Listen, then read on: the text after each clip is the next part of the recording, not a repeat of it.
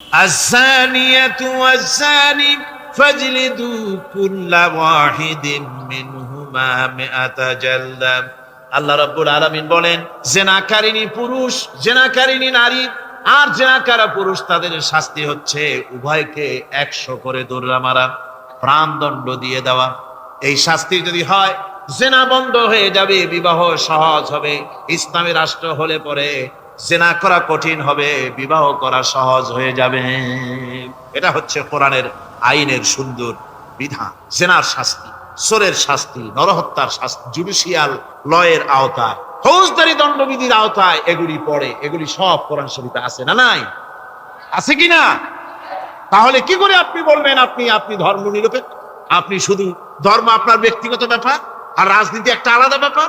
এবারে আল্লাহ রাব্বুল আলামিন মদ পান সম্পর্কে, যারা মদ পান করবে, জুয়া খেলবে যারা, তাদের সম্পর্কে, মদ্যপায়ীদের ব্যাপারে আল্লাহ পাক বলছেন, ইন্নামাল খামরু ওয়াল মাইসিরু ওয়াল আনসাবু ওয়াল আজলামু রিজসুম মিন আমালিশ শাইতানি ফাজতানিবুহু। আল্লাহ পাক বলেন, নিঃসন্দেহে মদ, জুয়া এবং পাশা, এই সমস্ত খেলাকে, এই সমস্ত জিনিসকে নাপাক ঘোষণা করা হয়েছে। এগুলি সব হতেছে শয়তান কর্তৃক উদ্ভাবিত নোংরা কাজ। এগুলি শয়তানের কাজ। মদ আর জুয়া কার কাজ? যারা বলেন কার কাজ? শয়তানের কাজ। সুতরাং ফাজতানিবুহু, এর থেকে তোমরা ফিরে থাকো। আল্লাহ বলছেন, মদ এবং জুয়া মানুষকে আল্লাহর জিকির থেকে ফিরায় রাখে। ফাহাল আনতুম মুনতাহুন, এগুলি শোনার পরেও কি তোমরা এর থেকে ফিরে থাকবে না? এবার আল্লাহ রাব্বুল আলামিন ওজনে কম দেওয়া সম্পর্কে বলছেন। যারা ব্যবসায়ী, অনেক ব্যবসায়ী আছে, ব্যবসা করতে গিয়ে ধর্ম ব্যক্তিগত ব্যাপার, ব্যবসার মধ্যে ধর্ম নিতে চাই না। কয় যে ধর্ম দারুণ পবিত্র জিনিস, এত পবিত্র, শুধু মসজিদে থাকবে, শুধু মাদ্রাসায় থাকবে, আমার জীবনের বিস্তীর্ণ অঙ্গনে ধর্ম ঢুকতে পারবে না। তার মানে ভাবখানা এই, আল্লাহ এবং রসুলকে বলে দেওয়া হচ্ছে, হে আল্লাহ, হে রসুল, তোমাদের উপরে 144 জারি করে দিলাম, শুধু মসজিদে আর খানকায় থাকো, মাদ্রাসায় থাকো, আমাদের জীবনের বিস্তীর্ণ অঙ্গনে তোমাদের কোনো প্রবেশের অধিকার নাই। জোরে কর নাউজুবিল্লাহ। আল্লাহ পাক মানুষের জীবনের সকল ক্ষেত্রে আইন চলবে আল্লাহ। ইনিল হুকমু ইল্লা লিল্লাহ, আইন চলবে কার? আল্লাহ রাব্বুল আলামিন বলেন, ওজনে কম দিও না। ওয়াউফুল কাইলা ইযা কিলতুম ওয়াজনু বিল কিসতাসিল মুস্তাকিম। মেপে যখন কোন জিনিস দিবে, পরিমাপে কম দিবে না। ওজন করে যখন দিবে, ওজনেও কম দিবে না। আল্লাহ পাক কোরআনে কারীমের মধ্যে সুন্দর করে সব কথা বলে দিলেন। ওজনে কম করো না, পরিমাপে কম করো না, সঠিকভাবে এটাকে দিও। ইয়াতীমের মাল সম্পর্কে কোরআন বলছে, ওয়ালা তাকরাবু মালাল ইয়াতীমি ইল্লা বিল্লাতী হিয়া আহসান। ইয়াতীমের মাল ভক্ষণ করা তো দূরের কথা, এর নিকটবর্তী হয় না। তবে হ্যাঁ, এতিম বয়সপ্রাপ্ত হওয়া পর্যন্ত যদি আমানত রাখো, সেটা ভিন্ন কথা, কিন্তু এতিমের মালকে ভক্ষণ করো না অবৈধভাবে। এতিমের মালের সুরক্ষার জন্য আল্লাহ পাক বলে দিলেন। অশ্লীলতা সম্পর্কে, আজকে সমাজে অশ্লীলতা চলছে, বেহায়ামি, নগ্নতা চলছে, এ সম্পর্কে আল্লাহ পাক বলছেন, কুল ইন্নামা হাররামা রাব্বিয়াল ফাওয়াহিশা মা যাহারা মিনহা ওয়া মা বাতান।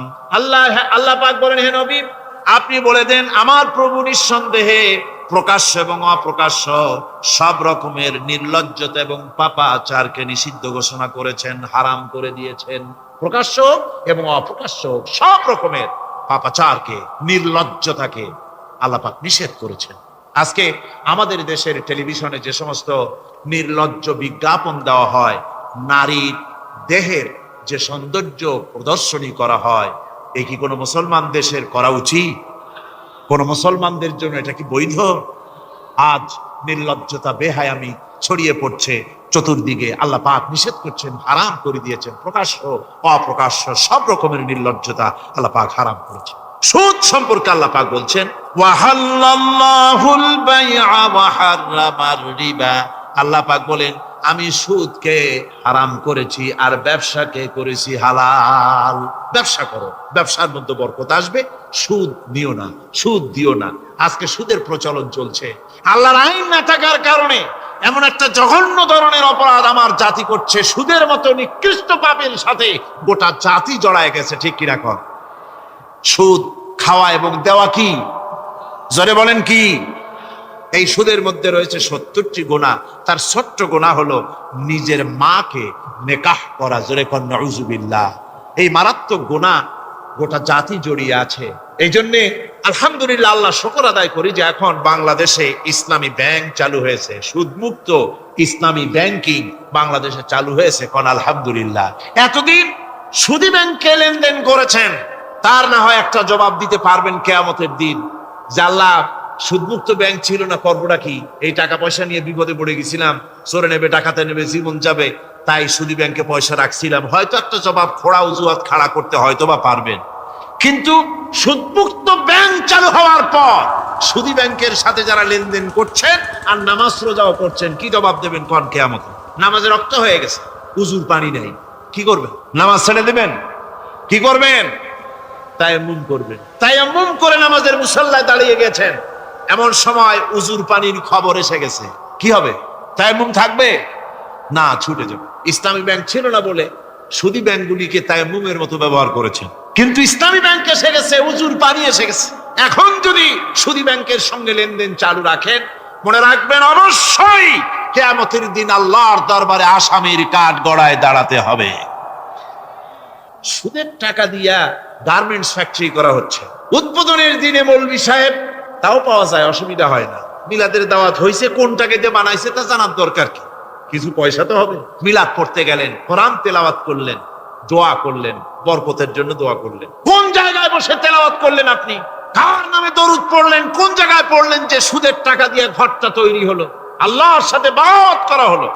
আবার সেখানে সাইনবোর্ড লাগায়, হাযা মিন ফাদলি রাব্বি, এটা আমার প্রভুর অনুগ্রহ।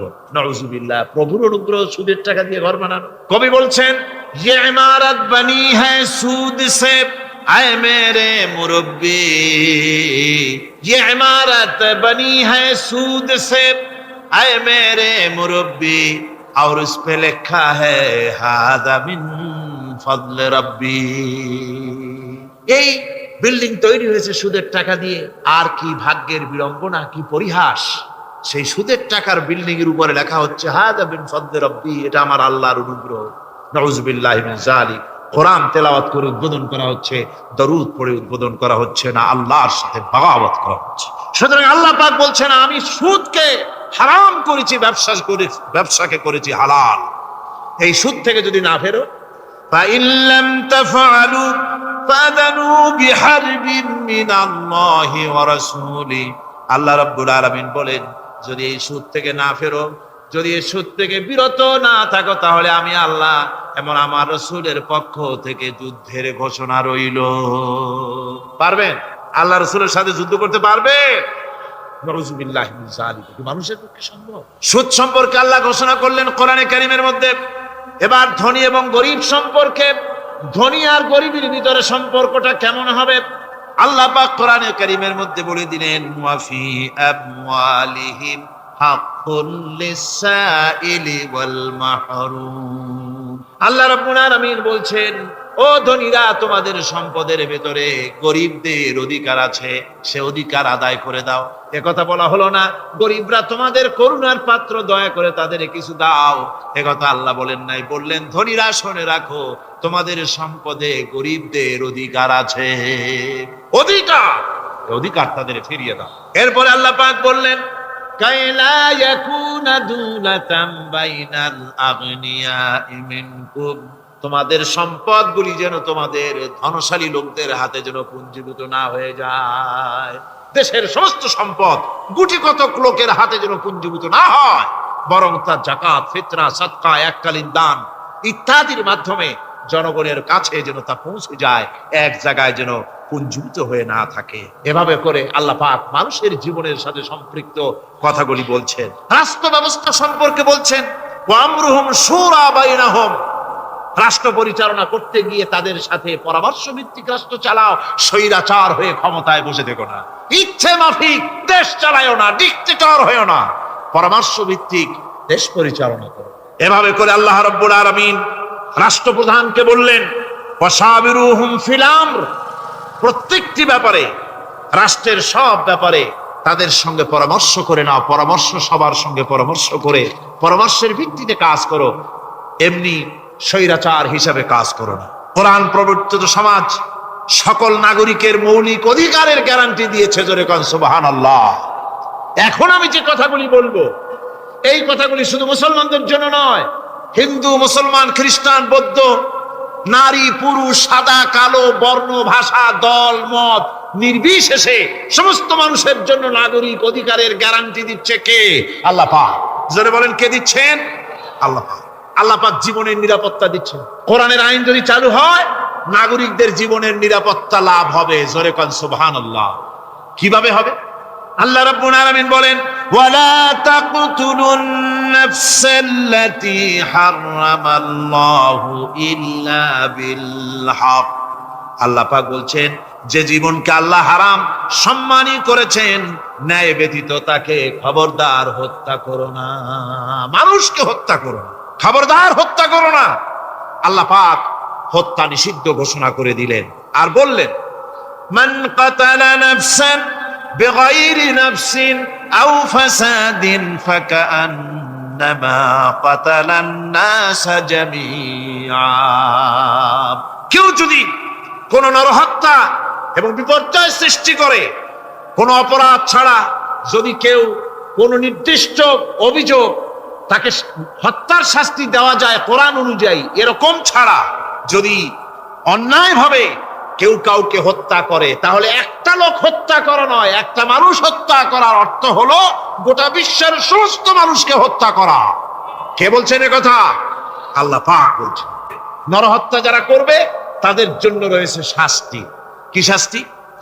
আল্লাহ পাক বলছেন, ওমাইয়াকতুল মুমিনান মুতাআম্মিদান ফাজাযাউহু জাহান্নাম খালিদান ফিহা ওয়া গাদিবাল্লাহু ওয়া লা'নাহু ওয়া আ'আদ্দা লাহু আযাবান আযীমা। আল্লাহ পাক বলছেন, ওমাইয়াকতুল মুমিনান মুতাআম্মিদান, যে ব্যক্তি কোনো মুমিনকে ইচ্ছে করে হত্যা করলো, ফাজাযাউহু জাহান্নাম, তার শাস্তি কি? যারা বলেন শাস্তি কি? খালিদ, সেই জাহান্নামে চিরকাল তাকে থাকতে হবে। ওয়া গাদিবাল্লাহ ওয়া লা'নাহু, আর তার উপরে আল্লাহর গজব, আল্লাহর লানত, চিরকাল এই শাস্তি তাকে জাহান্নামে ভোগ করতে হবে।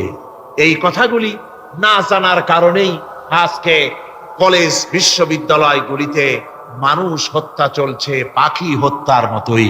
ঠিক কিনা কোন? বিশ্ববিদ্যালয়গুলিতে, কলেজগুলিতে মায়ের কোল খালি করা হচ্ছে, পিতাকে কাঁদানো হচ্ছে। কত আশা করে ছেলে পাঠানো হয় কলেজ ইউনিভার্সিটিতে, আর সেখানে সামান্য নিজের দলের প্রাধান্য বিস্তার করার জন্য পরমত সহিষ্ণুতা নাই, সমানে হত্যা করা হচ্ছে। এভাবে হত্যা করা হচ্ছে রাজশাহীতে, হত্যা করা হচ্ছে ঢাকায়, চট্টগ্রামে, খুলনায়। আপনারা অবাক হবেন, খুলনায় যেভাবে হত্যা করলো একজন নেতৃস্থানীয় ব্যক্তি, যিনি খুলনায় গিয়ে বললেন, আমি লাশ চাই, লাশ চাই। তার উপস্থিতিতে ইসলামী ছাত্র শিবিরের দৌলতপুর বিএল কলেজের জিএস আব্দুল হালিম মুন্সি মসজিদে নামাজ পড়তে গিয়েছে। সেই অবস্থায় তাকে মসজিদের ভিতরে গুলিবিদ্ধ করেছে। জান বাঁচাবার জন্য এই ছেলে পার্শ্ববর্তী পুকুরের মধ্যে ঝাঁপায় পড়েছে। সেখান থেকে তাকে টেনে তুলে তাকে কোপানো হচ্ছে। সে প্রাণী প্রাণী বলে চিল্লাচ্ছে। এই অবস্থায় মসজিদের সিঁড়ির উপরে কাট করে তাকে জবাও করা হয়েছে। এরপরে খুলনা আলিয়া মাদ্রাসার ছাত্র, এতিম ছাত্র, দুপুর বেলায় খানা খেতে বসেছে। সেই খানা খাওয়া অবস্থায় তাকে গুলি করে ছোরা দিয়ে কুপিয়ে কুপিয়ে তাকে দুনিয়া থেকে বিদায় করা হয়েছে। এভাবে প্রতিটি শিক্ষাঙ্গনে এভাবে মানুষকে মারা হচ্ছে, ছাত্রদেরকে মারা হচ্ছে। যারা মারছে, আমি তাদের উদ্দেশ্যে বলতে চাই, যারা তোমরা মানুষ হত্যা করতেছো, পাখির মতো শিকার করতেছো, মনে রেখো আল্লাহর বিচার দু রকমের হয়। একটা হয় দুনিয়ায়, আর একটা হয় আখিরাত। দুনিয়ায় তুমি যার সন্তানকে হত্যা করেছো, যার সন্তানকে হত্যা করে যার মা বাপকে কাঁদাইছো, দুনিয়ার শাস্তিটা এভাবে আল্লাহ তোমাকে দিবেন, তুমিও নিহত হবে। তুমি যাকে হত্যা করেছিলে তার মা বাপ যেমন কেঁদেছে, তোমার মা বাপও তেমন কাঁদবে। তুমি যদি কাউকে হত্যা করে তার স্ত্রীকে বিধবা করে থাকো, তোমাকেও আল্লাহ হত্যা করাবেন এবং তোমার স্ত্রীও বিধবা হবে।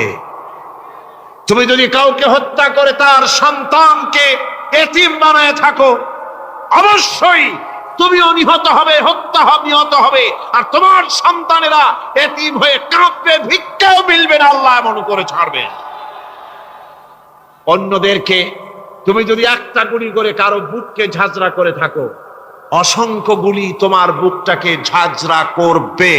আল্লাহর কসম, যেভাবে মানুষ মেরেছো এইভাবে এর থেকে নৃশংসভাবে তুমিও মরবে, কোনো সন্দেহ না। আল্লাহর এই বিচার হবে।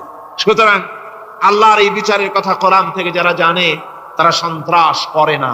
এই জন্য কলেজ বিশ্ববিদ্যালয় সমূহে সন্ত্রাস হয়, মাদ্রাসাগুলিতে সন্ত্রাস হয় না বললেই চলে। কথা কি ঠিক বললাম না বাড়ায় বললাম? সন্ত্রাসের কারণে টাইটেল মাদ্রাসা বন্ধ হয়েছে কয়টা বাংলাদেশে? ফাজেল মাদ্রাসা কয়টা? দাখিল কয়টা? ইল্লা মাশাআল্লাহ দুই একটা হতে পারে কোথাও, কিন্তু তা হয় না। কারণ মাদ্রাসায় এই সব কথা পড়ানো হয় যা আমি বললাম। কোরআন থেকে যে কথাগুলি বললাম এগুলি কোথায় পড়ানো হয়? আজকে যদি কলেজ বিশ্ববিদ্যালয় সমূহে কোরআন পড়ানো হতো, তাফসীর পড়ানো হতো, তাহলে বিশ্ববিদ্যালয় থেকে রবীন্দ্রনাথ আর সূর্য সেনের পা চাটা গোলামেরা বের হতো না, শহীদ তিতুমির বেরিয়ে আসতো, টিপু সুলতান বেরিয়ে আসতো, সালাউদ্দিন আইয়ুবী বেরিয়ে আসতো। দুর্ভাগ্যজনক আজ কলেজ বিশ্ববিদ্যালয়গুলিতে আল্লাহর কোরআন পড়ানো হয় না বলে আমাদের পাঠানো সোনার টুকরা ছেলেগুলি কয়লার টুকরা হয়ে ফিরে আসতেছে। বন্ধুগণ, জীবনের নিরাপত্তা দিচ্ছেন আল্লাহ পাক। কোরআনের আইন চালু হলে মানুষকে হত্যা করা হবে না, কেউ কাউকে মারতে পারবে না, মারলে তাকেও নিহত হত্যা করা অবশ্যই হবে। সম্পদের নিরাপত্তা দিচ্ছেন আল্লাহ, গ্যারান্টি। হিন্দু হোক মুসলমান হোক সকলের সম্পদের গ্যারান্টি মিলবে, কেউ কারো সম্পদকে হরণ করবে না, গসব করবে না।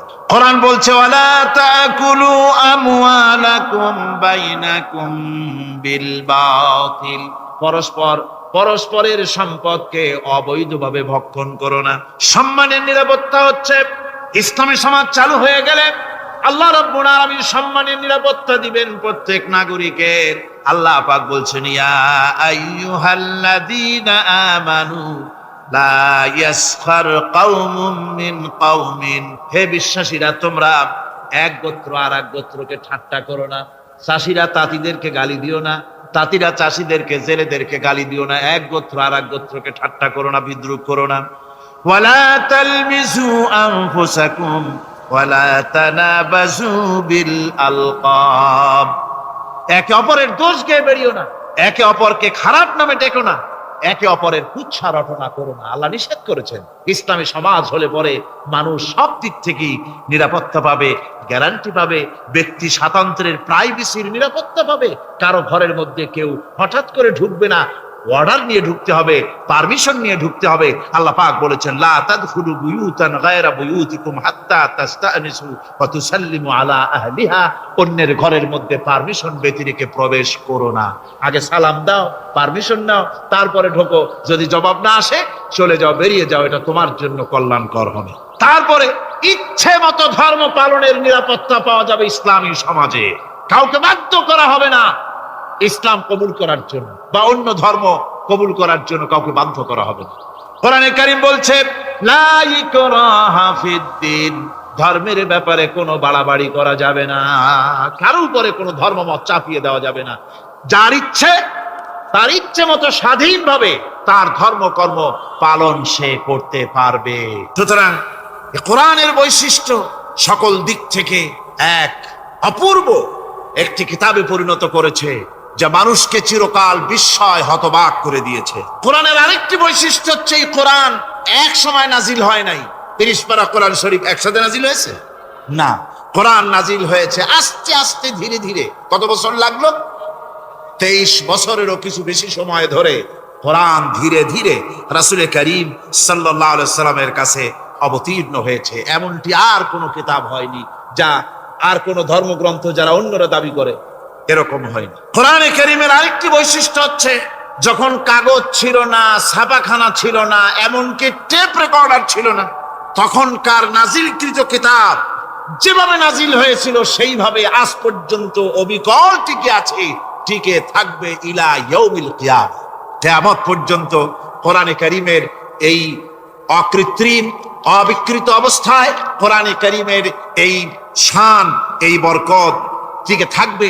এই জন্য কোরআন শরীফ হচ্ছে এই পৃথিবীর মহাবিশ্বের মহাবিস্ময়। কোরআন হচ্ছে পৃথিবীর মহাবিশ্বের মহাবিস্ময়। এর মর্যাদা সম্পর্কে রাসূল করিম সাল্লাল্লাহু আলাইহি ওয়াসাল্লাম বলেছেন, ওয়ান উসমান রাদিয়াল্লাহু তাআলা আনহু আন্নাহু ক্বাল ক্বালা রাসূলুল্লাহ সাল্লাল্লাহু আলাইহি ওয়াসাল্লাম খায়রুকুম মান তাআল্লামাল কুরআন ওয়া আল্লামাহু, রাওয়াহুল বুখারী। আল্লাহর নবী বলেন, তোমাদের মধ্যে সর্বোত্তম ব্যক্তি সেই, তোমাদের ভিতরে ভালো ব্যক্তি, উত্তম ব্যক্তি সেই যে ব্যক্তি নিজে কোরআন শেখে আর অন্যকে শেখায়। কোরআন যে শেখে আর অন্যকে যে শেখায়, সেই ব্যক্তি হলো তোমাদের মধ্যে সর্বোত্তম ব্যক্তি, ভালো ব্যক্তি। সুবহানাল্লাহ পড়েন। কোরআনে কারীমের এই মর্যাদা সম্পর্কে রাসূল করিম সাল্লাল্লাহু আলাইহি সাল্লাম বলেছেন, দুই ব্যক্তিকে, দুই শ্রেণীর লোককে ঈর্ষা করা যায়। অমুকে বিরাট বাড়ি করেছে, সে বাড়ি থেকে হিংসা হয়, আমি ওরকম বাড়ি করব, অমুকের মতো নেতা হব, অমুকের মতো বড় লোক হতে হবে। পরশ্রী কাতরতা অথবা ঈর্ষা করা, এরকমের ঈর্ষা করা জায়েজ নাই। রাসূলুল্লাহ বলেছেন দুই ব্যক্তির সঙ্গে ঈর্ষা করা যায়। আন ইবনে ওমর রাদিয়াল্লাহু তাআলা আনহু আন্নাহু ক্বাল ক্বালা রাসূলুল্লাহ সাল্লাল্লাহু আলাইহি ওয়াসাল্লাম লা হাসাদা ইল্লা আলাল ইসনাইন, দুই ব্যক্তি ছাড়া অন্য কারো সাথে হিংসা করা যায় না, রিস্ক করা যায় না। কোন কোন ব্যক্তি? রাজুলুন আতাহুল্লাহুল কুরআন ফাহুয়া ইয়াকুমু বিহি আনা আল-লাইলি ওয়া আনা আন-নাহার, ওই ব্যক্তির সঙ্গে ঈর্ষা করা যায়, হিংসা করা যায় যে ব্যক্তিকে আল্লাহ পাক কোরআনের ইলম দান করেছেন, সে ব্যক্তি দিন রাত কোরআন তেলাওয়াত করে, কোরআনের উপরে আমল করে, কোরআনের উপরে থাকে, মানুষকে কোরআনের দাওয়াত দেয়। ওই লোকের সাথে ঈর্ষা করা দরকার যে তার মতো হতে চায়। ওয়ারাজুলুন আতাহুল্লাহু মালান ফাহুয়া ইউনফিকু মিনহু আনা আল-লাইলি ওয়া আনা আন-নাহার, মুত্তাফাকুন আলাইহি, বুখারী মুসলিমের হাদিস।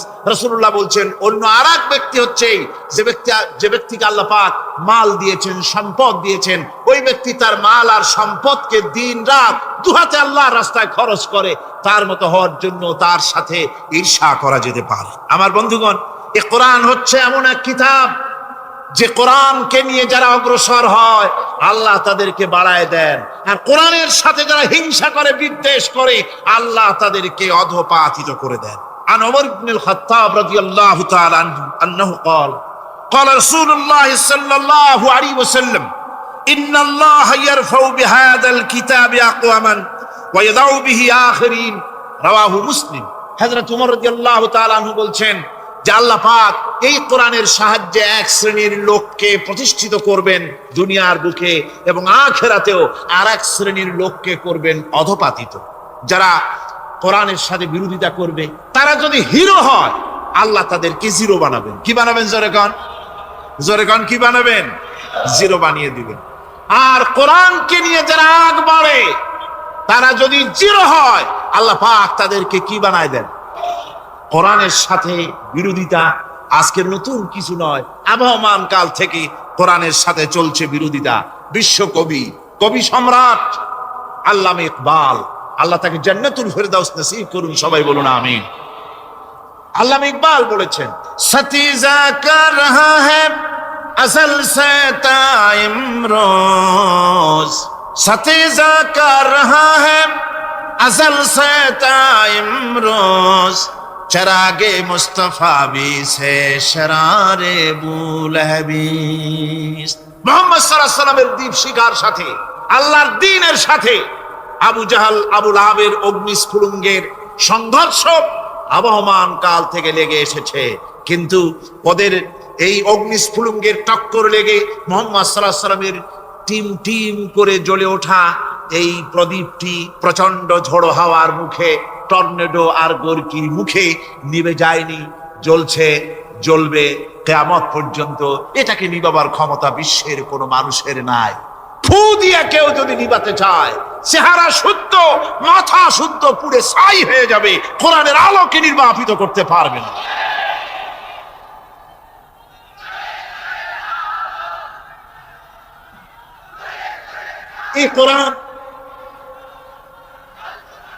এই কোরআন যার সিনার ভিতরে থাকে, যার সিনার মধ্যে থাকে সে হয় সমৃদ্ধ, আর যার সিনার মধ্যে থাকে না সে হয় সবচাইতে ফকির আর এতিম। আল্লাহর নবী বলেছেন, ইন্নাল্লাযী লাইসা ফি জাওফিহি শাইউম মিনাল কুরআনি কাল বাইতিল খারিব। যেই দেহের ভিতরে কোরআন নাই, যেই দেহের ভিতরে, যেই সিনার ভিতরে কোরআন নাই, ওই মানুষটা হতেছে একটা সাড়া বাড়ির মতো, একটা উজাড় বাড়ির মতো, বিরান বাড়ির মতো। বিরান বাড়িতে কি থাকে? সাড়া বাড়িতে কি থাকে? কি না না, ভূত কিসের? খামোখাই ভয় পান আপনারা। ভূত বলে কিছু নেই। হ্যাঁ, শয়তান থাকে, জেল থাকে, তারপরে ওর মধ্যে আর কি থাকে? উতুন পেঁচা থাকে, ইঁদুর থাকে, তেলাপোকা থাকে, উই পোকা থাকে, বাঁদর থাকে, উল্লুক থাকে, সাপ থাকে। রাসূলুল্লাহর কথা দেখেন, কি সুন্দর কথা। সুবহানাল্লাহ, সুবহানাল্লাহ। যে দেহের ভিতরে কোরআন নাই, সারা বাড়িতে যা থাকে, পুরো বাড়িতে যা থাকে, বিরান বাড়িতে যা থাকে, যে দেহে কোরআন নাই সেই দেহের মধ্যে তাই থাকে। আজ দেখুন বাংলাদেশের শিক্ষাঙ্গনে, কলেজ ইউনিভার্সিটি গুলিতে কোরআন পড়ানো হয় না। বলেন ঠিক কিনা? আমাদের বিশ্ববিদ্যালয়গুলিতে কোরআন পড়ানো হয়, তাফসীর পড়ানো হয়, হাদিস পড়ানো হয়।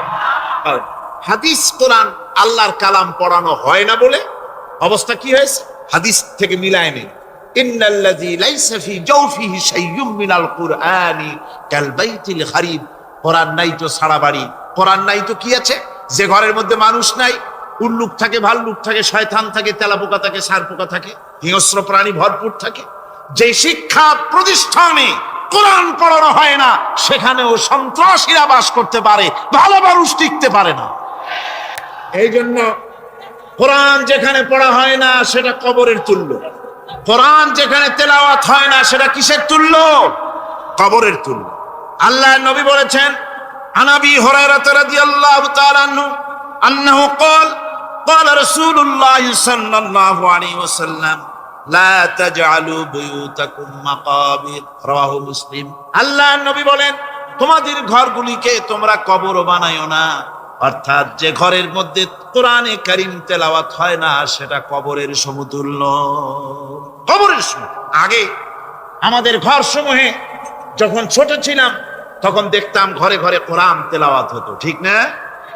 প্রত্যেকটা ঘরের জানালা দিয়া সকালবেলায় আওয়াজ আসতো, আউযু বিল্লাহি মিনাশ শাইতানির রাজীম, বিসমিল্লাহির রাহমানির রহিম। তেলাওয়াতের আওয়াজ ভেসে আসতো। আজ আর এই অবস্থা নাই। আজ ভদ্রলোকের বাড়ির সামনে দিয়ে হেঁটে যাবেন, সকালবেলা কিসের তেলাওয়াত? জনমের ঘুম ঘুমায়, পাইকারি দরে ঘুমায়, ফজরের নামাজ নাই। শহরের অবস্থা, অধিকাংশ বাড়িতে ফজরের নামাজ হয় না।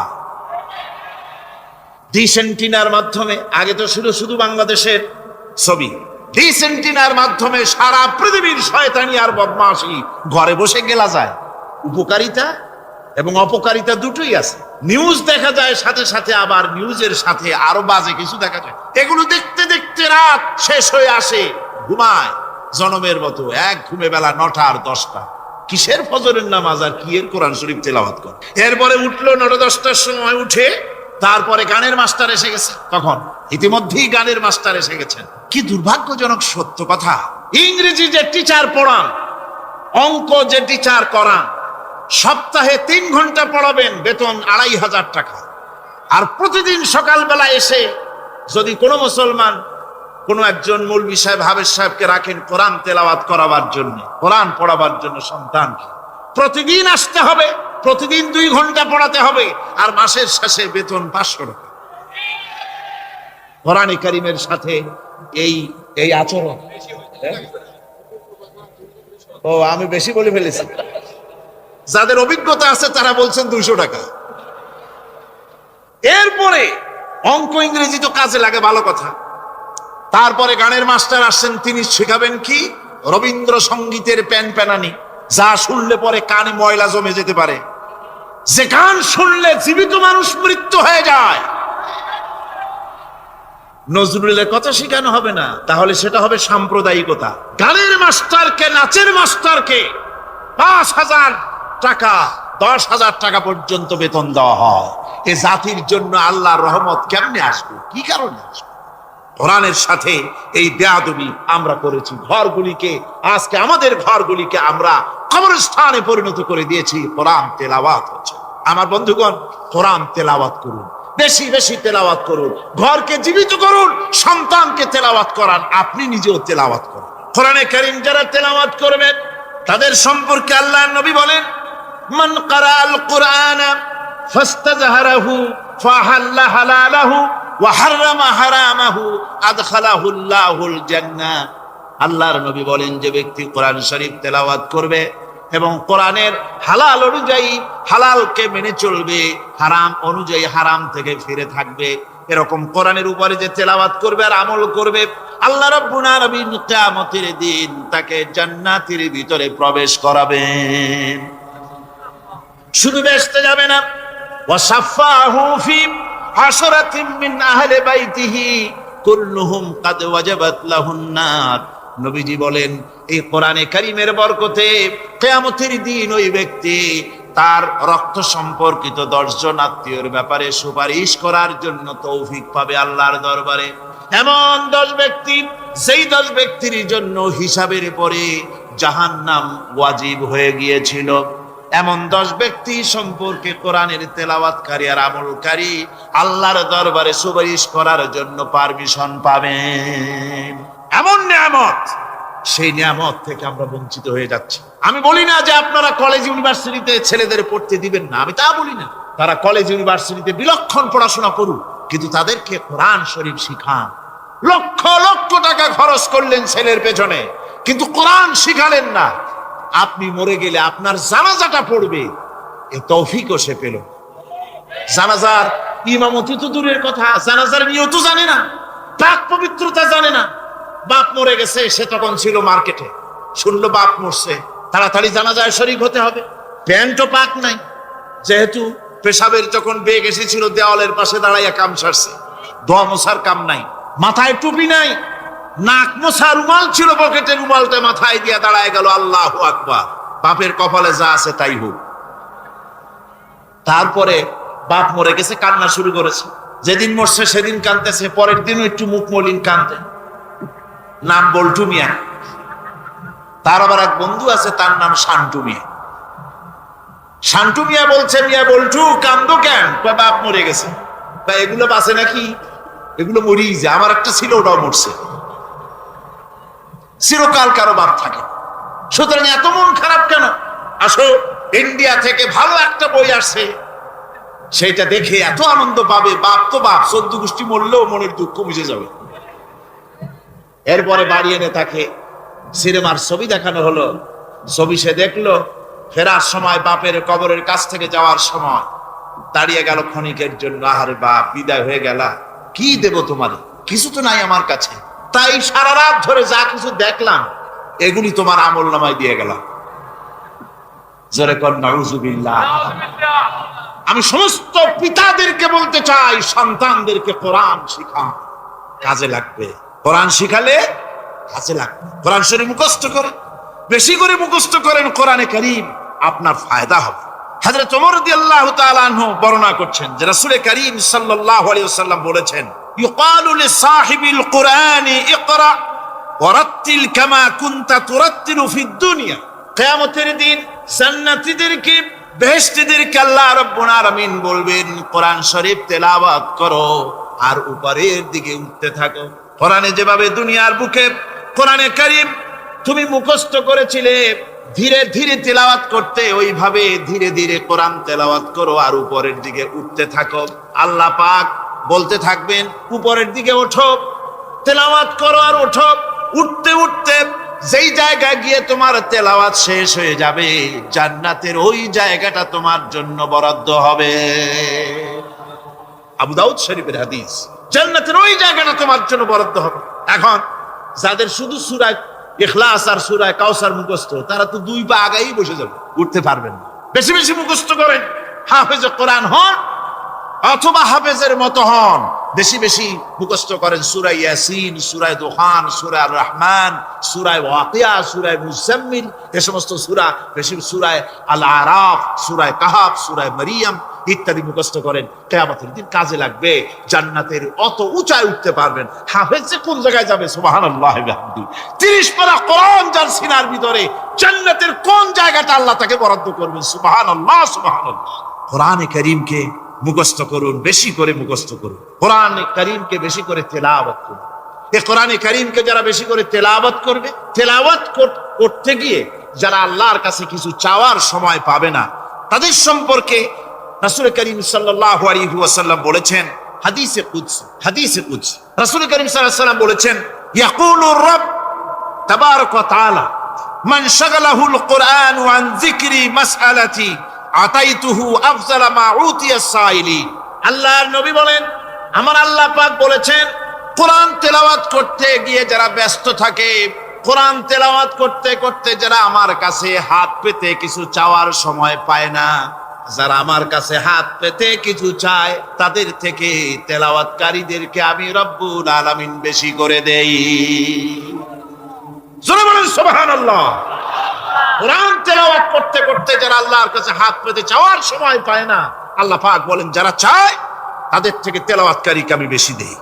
আমার বন্ধুগণ, শুধু তাই নয়, এ কোরআনে কারীম যারা তেলাওয়াত করবে, আমল করবে, কিয়ামতের দিন তার মা বাবার মাথার উপরে আল্লাহ রাব্বুল আলামিন, আবু দাউদ শরীফের হাদিসে এসেছে, তার মা বাপের মাথার উপরে নূরের টুপি পরিধান করানো হবে।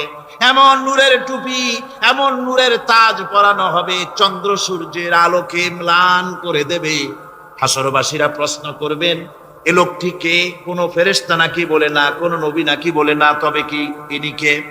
জবাব হবে, ইনি হচ্ছেন সেই ব্যক্তি যিনি তার সন্তানদেরকে কোরআন শিখিয়েছিলেন। কোরআন শিখানোর কারণে আল্লাহ রাব্বুল আলামিন আজ তার মা বাপের মাথার উপরে নূরের টুপি পরিধান করে হাসরের ভিতরে মর্যাদা দিলেন।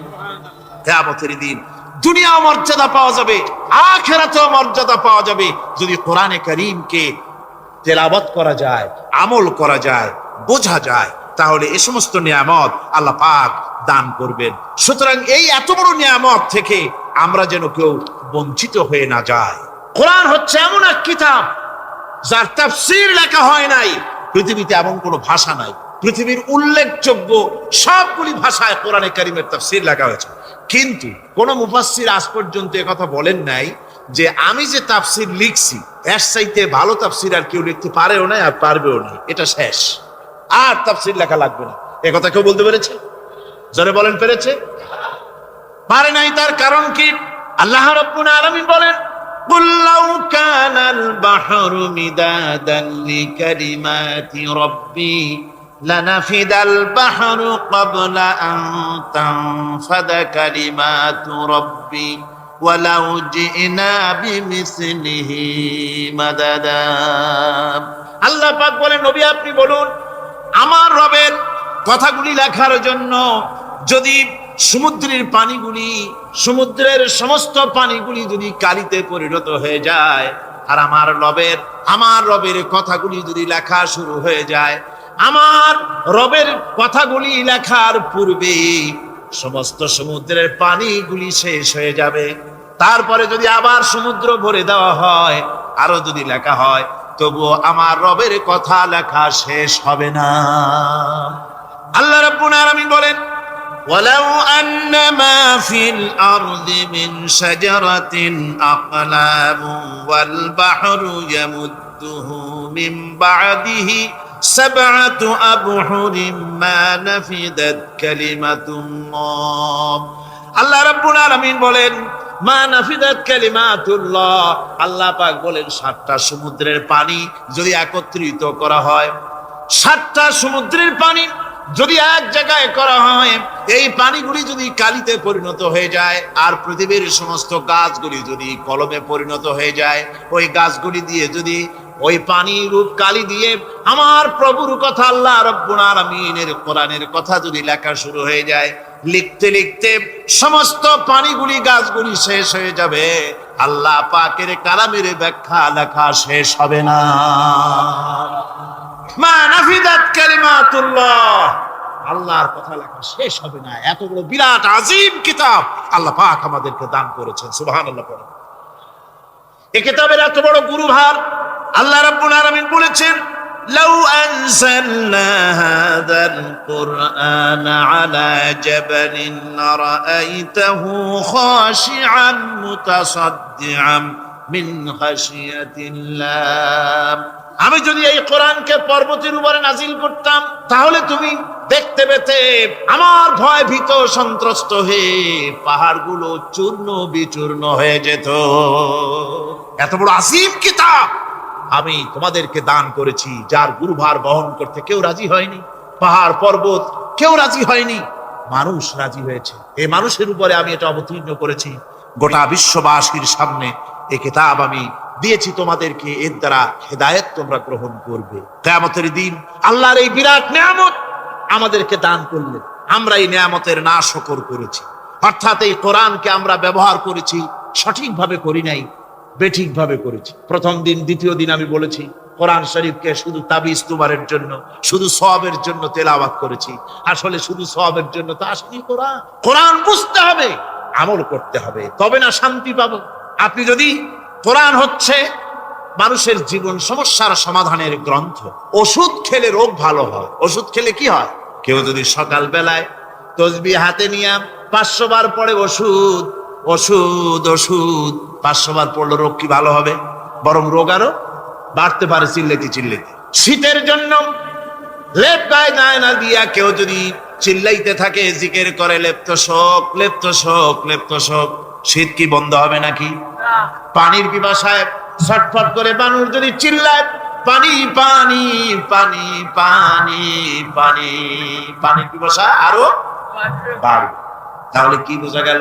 পিপাসা লাগলে পানি পান করতে হবে, শীত লাগলে কম্বলটা গায়ে দিতে হবে, রোগ হলে ওষুধটা খেতে হবে, তাহলে সব সমস্যার সমাধান হবে। অনুরূপ ভাবে আমরা শুধু কোরআনে কারীমকে তেলাওয়াত করি সওয়াবের নিয়তে, তার হুকুমগুলি জীবনের উপরে আমল করি না বলে আজকের জীবন আমাদের বিপর্যস্ত হয়েছে। ব্যক্তিতে, পরিবারে, রাষ্ট্রে শান্তি নাই, কোথাও শান্তি নাই এই কারণে। আর কিয়ামতের দিন রাসূল আসামি করবেন তাদেরকে যারা কোরআন অমান্য করেছে। রাসূল হবেন বাদী। বাদী হবেন কে? যারা বলেন কে বাদী হবে? রাসূল। আসামি হবে কারা? যারা কোরআন ছেড়ে দিয়েছে। আল্লাহ রাব্বুল আলামিন বলেন, وقال الرسول يا رب إن قوم اتخذوا هذا القرآن مهجورا। কিয়ামতের দিন রাসূল আল্লাহর দরবারে ফরিয়াদ করবেন, আয় আমার রব, আয় আমার আল্লাহ তাআলা, এই সমস্ত লোকগুলি তোমার কালামকে, তোমার কোরআনকে অপ্রয়োজনীয় জিনিস বলে তারা পরিত্যাগ করেছিল। কোরআনকে অপ্রয়োজনীয় মনে করেছে, কোরআনের সাথে ঠাট্টা করেছে, বিদ্রুপ করেছে। কোরআন শিক্ষা ভিক্ষার ঝুলি, শেখার বুলি মনে করেছে। কোরআনের কোনো মূল্য দেয় নাই, কোরআনের কোনো দাম দেয়নি, কোরআনের সাথে ঠাট্টা করেছে, কোরআনের আইনের সাথে ঠাট্টা করেছে, বিদ্রুপ করেছে। আমাদের দেশে শিক্ষাবিদ, চিন্তাবিদ, বুদ্ধিজীবী নাম ধরনের নামধারী এক শ্রেণীর লোকেরা কোরআনের সাথে সরাসরি বেয়াদবি করেছে। আহমদ শরীফ বলেছে পরকাল নাই, আল্লাহ বলছেন পরকাল আছে। আর আহমক, আহমদ তো না, ওটা কি? এই আহমক সে বলেছে পরকাল নাই, বিবাহ মানি না, কবর আযাব মানি না, কিয়ামতের দিন বিচার হবে তাও মানি না, অস্বীকার করেছে। এটাকে নিয়ে ঠাট্টা করেছে। আহমদ শরীফ লিখেছেন নিজে যে আল্লাহ বলতে কেউ নাই, মানুষ তাকে চিন্তা করে সৃষ্টি করেছে, স্রষ্টা বলতে কেউ নাই। তারপরে আর একটা মেয়ে লোক, আমি ওটার নাম নিতে ঘৃণা বোধ করি, এটি হচ্ছে চরম ধর্মদ্রোহী, রাষ্ট্রদ্রোহী, নাস্তিক, জাহান্নামের কীট, ডাস্টবিনের আবর্জনা। এই মেয়ে লোকটি বলেছে, তার বইতে লিখেছে, বেহেশত হচ্ছে এক অসভ্য উদ্যান। কোরআন শরীফে আল্লাহ পাক বলেছেন আমলে সালেহ যারা করবে, নবীরা, ওলিরা, সিদ্দিকীন, শুহাদা সব যাবে জান্নাতে। আর সেই জান্নাতকে এই খাবিসা, এই নিকৃষ্ট ধর্মদ্রোহী, রাষ্ট্রদ্রোহী মহিলা, এই সে বলেছে বেহেশত হচ্ছে এক অসভ্য উদ্যান। পৃথিবীর অতৃপ্ত বহুগামী পুরুষেরা তাদের থাকার জায়গা হবে ওই বেহেশতের মধ্যে। যেরকম নাউজুবিল্লাহ। এই মেয়ে লোকটি সমগ্র নারী জাতির কলঙ্ক। ভারত, বাংলাদেশের শ্রেষ্ঠ শত্রু ভারত, এই শয়তানকে পয়সা দিয়া পুষতেছে। কলকাতায় দাওয়াত দিয়ে আনন্দ পুরস্কার দিয়েছে। তার বইয়ের মধ্যে কত বড় নির্লজ্জই মেয়ে, বইয়ের মধ্যে লিখছে বাসে বসে আমি যখন দেখি ছেলেরা পেশাব করার জন্য বাস থামলি বাসের থেকে নেমে দেওয়ালের পাশে গিয়ে প্যান্টের বোতাম খুলে পেশাব করে, আর মেয়েরা চুপ করে বসে থেকে পেশাবের যন্ত্রণা নিয়ে কষ্ট পায়, আমি আনন্দ পাবো সেই দিন যেদিন মেয়েরাও বাস থেকে নেমে দেওয়ালের পাশে দাঁড়িয়ে পেশাব করতে পারবে। এটা কি একটা মানুষ? অসভ্য জানোয়ার একে জন্ম দিয়েছে, আল্লাহই ভালো জানে। আমার বন্ধুগণ, তার অসভ্যতার শেষ নাই। কোরআন নিয়ে ঠাট্টা করেছে, বলেছে আমার মা রাতের বেলায় ঝুলে ঝুলে সূরা ইয়াসিন পড়ে, আমি চিন্তা করি যে কত বাজে কাম করতেছে সে। বলছে আল্লাহ পাক কোরআনের মধ্যে পুরুষকে বেহেশতের হুরিদের কাঁচা মাংসের লোভ দেখাইয়া, মদ খাওয়াবার লোভ দেখিয়ে তাদেরকে নামাজ রোজা করার জন্য বাধ্য করতেছে। বেহেশতে কি শরাব, বেহেশতে কি মদ পান করানো হবে? না, বেহেশতে মদ পান করানো হবে না। মদ তো নাপাক জিনিস। আল্লাহ পাক বলছেন বেহেশতে পান করানো হবে। ওয়াসাকাহুম রাব্বুহুম শারাবান তাহুরা। জান্নাতের ভিতরে আল্লাহ পাক শারাবে তাহুর পান করাবেন, যেটা নিজেও পাক এবং যে পান করবে সেও পবিত্র হয়ে যাবে। সুবহানাল্লাহ। সুতরাং এই কোরআন নিয়ে ঠাট্টা বিদ্রুপ যারা করেছে, কিয়ামতের দিন আল্লাহর দরবারে তাদেরকে উঠতে হবে, আজ হোক কাল। আমি জানি না বাংলাদেশ সরকার ভারতের ভয়ের চোটে এই মেয়ে লোককে পুলিশ প্রহারা দিয়া পুষতেছে নাকি আমার বুঝে আসে না। বাংলাদেশ সরকারের পররাষ্ট্র মন্ত্রণালয় রীতিমতো আসামির কাঠগড়ায় দাঁড়িয়ে বিবৃতি দিয়েছেন এবং তাকে পুলিশ প্রহরার ভিতরে রেখেছে। বাংলাদেশের দণ্ডবিধি অনুযায়ী ওর তো ফাঁসি হয়ে যাওয়া উচিত। কোরআনের বিরুদ্ধে কথা বলেছে, আল্লাহর কোরআন নিয়ে ঠাট্টা করেছে। আমার বন্ধুগণ, কিয়ামতের দিন যখন এরা উপস্থিত হবে আল্লাহর দরবারে, আল্লাহ রাব্বুল আলামিন কোরআনের সাথে যারা ঠাট্টা করেছে, বিদ্রুপ করেছে, কোরআনের আইনকে নিয়ে যারা ঠাট্টা বিদ্রুপ মজাক উড়াইছে, কিয়ামতের দিন তাদেরকে বলা হবে ওয়াকিলাল ইয়াউমা নানসাকুম কামা নাসিতুম লিকা ইয়াউমিকুম হাদা। কিয়ামতের দিন আল্লাহ রাব্বুল আলামিন কোরআনের ঠাট্টাকারী, কোরআনের বিদ্রুপকারী, কোরআনের আইনের অমান্যকারীদেরকে বলবেন আমি আজকে তোমাদের ভুলে গেলাম, যেমন করে তোমরা এই দিনে আমার সঙ্গে সাক্ষাৎকারের কথা ভুলে গিয়েছিলে। তোমরা যেমন আমার আজকের এই কিয়ামতের দিনের কথা যারা ভুলে গিয়েছিলে, আজকে আমিও তোমাদেরকে ভুলে গেলাম। এরপরে কি হবে? ওয়া মাওয়াকুমুন নার ওয়া মা লাকুম মিন নাসিরিন। আল্লাহ পাক বলেন এরপরে এদের জায়গা হবে জাহান্নাম, আর এদের সাহায্যকারীও কেউ থাকবে না, জাহান্নামে চিরকাল থাকতে হবে। এটা এই জন্য যে তারা আল্লাহর কোরআনের সঙ্গে ঠাট্টা করেছে, বিদ্রুপ করেছে, কোরআনের আইন মানে নাই, কোরআনের আইনকে অমান্য করে চলেছে। এই জন্য কিয়ামতের দিন আল্লাহ রাব্বুল আলামিন তাদেরকে শাস্তি প্রদান করবেন। কোরআন পৃথিবীর বুকে আল্লাহ নাজিল করেছেন, শুধু তেলাওয়াত করবেন ঝুলে ঝুলে, এই জন্য নয়। কি জন্য নাজিল হলো? এবার উদ্দেশ্য শুনুন। আল্লাহ পাক বলেন আর রহমান আল্লামাল কোরআন। আল্লাহ রাব্বুল আলামিন তিনি হলেন এমন দয়াবান, এমন রহমান, যিনি কোরআন শিখালেন। কি কারণে শিখালেন? কোরআন নাজিলের উদ্দেশ্য কি? আল্লাহ পাক বলেন ইন্না আনজালনা ইলাইকাল কিতাবা বিল হাক্কি লিতাহকুমা বাইনান নাসি বিমা আরাকাল্লাহ। আল্লাহ পাক বলেন, এই কিতাব আমি আপনার প্রতি অবতীর্ণ করেছি এই জন্যে যাতে করে আপনি আল্লাহর প্রদর্শিত এই বিধান অনুযায়ী মানুষের উপরে বিচার ফয়সালা করতে পারেন। মানুষের উপরে আইন চলবে আল্লাহ। কার আইন? জোরে বলেন, কার আইন? আলা লাহুল খালক ওয়াল আমর, সৃষ্টি যার, আইন চলবে কার? আল্লাহ পাক বলেন, এই জন্য নাজিল করলাম, কোরআন নাজিল করেছি যাতে করে কোরআনের আইন দিয়ে বিচার ফয়সালা করতে পারেন, সেই জন্যই কোরআন নাজিল করলাম। আসলে আল্লাহর নবীর এই পৃথিবীতে আগমনের উদ্দেশ্য ওটাই ছিল। হুয়াল্লাযী আরসালা রাসূলাহু বিল হুদা ওয়া দীনিল হক লিইয়ুযহিরাহু আলাদ-দীনি কুল্লিহি ওয়া কাফা বিল্লাহি শাহীদা। আল্লাহ রাব্বুল আলামিন বলেন, আমি আমার রাসূলকে দ্বীনে হক, সত্যের বিধান সহকারে দুনিয়ায় প্রেরণ করেছি। লিইয়ুযহিরাহু আলাদ-দীনি কুল্লিহি, আয় লিইয়ুগলিবাহু আলা সাইরিল আদিয়ান, সমস্ত আদিয়ানে বাতিলের উপরে আমার দ্বীনকে বিজয়ী করে দেওয়ার জন্য আমি রাসূলের কাছে কিতাব সহকারে তাকে অবতীর্ণ করেছি। এ দায়িত্ব শুধু মুহাম্মদ সাল্লাল্লাহু আলাইহি ওয়াসাল্লামের ছিল না, দুনিয়ার উপরে আল্লাহর দ্বীন কায়েম করা, আল্লাহর বিধান অনুযায়ী মানুষের বিচার ফয়সালার দায়িত্ব শুধু মুহাম্মদ সাল্লাল্লাহু আলাইহি ওয়াসাল্লামের ছিল না, সমস্ত নবীদের ছিল। কাদের ছিল? সব নবীদের ছিল।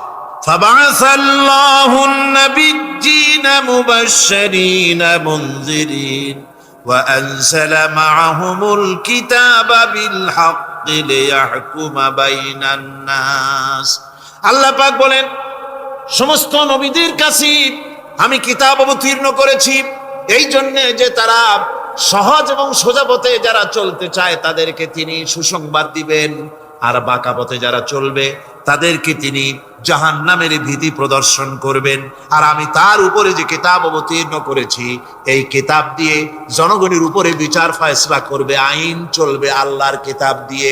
আইন চলবে কি দিয়ে? আল্লাহর কিতাব দিয়ে। আল্লাহর কিতাব অনুযায়ী জনগণকে পরিচালিত করবেন। এই জন্য আমি এই কোরআনকে নাজিল করেছি, অতীতেও এই কিতাবগুলি নাজিল করেছি। কুল ইয়া আইয়ুহান নাসু ক্বাদ জাআকুমুল হাক্কু মির রাব্বিকুম। আল্লাহ পাক বলেন, নবী আপনি বলে দেন, আপনি বলুন, হে মানব সকল, আল্লাহর পক্ষ থেকে তোমাদের জন্য মহাসত্য এসেছে।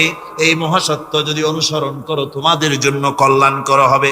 ওমান দাল্লা ফাইন্নামা ইয়াদুল্লু আলাইহা, আর যদি কোরআনকে অমান্য করো, আল্লাহর কিতাবকে অমান্য করো, তাহলে তোমাদের জন্য অকল্যাণ হবে।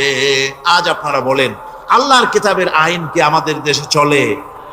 কোরআনের আইন কি চলে? চলে না। কোরআনের আইন চলে না। আমরা কি খুব শান্তিতে আছি? খুব আরামে আছি?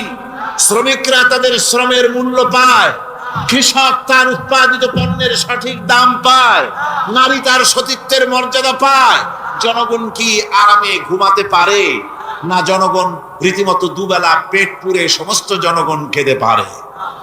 এর একমাত্র কারণ হচ্ছে কোরআনের আইনকে অমান্য করা হয়েছে। ভালো করে কান পেতে শুনুন, আল্লাহ রাব্বুল আলামিন কোরআনে কারীমের মধ্যে পরিষ্কার করে বলেছেন, ওয়া মান লাম ইয়াহকুম বিমা আনজালাল্লাহু ফাউলাইকা হুমুল কাফিরুন।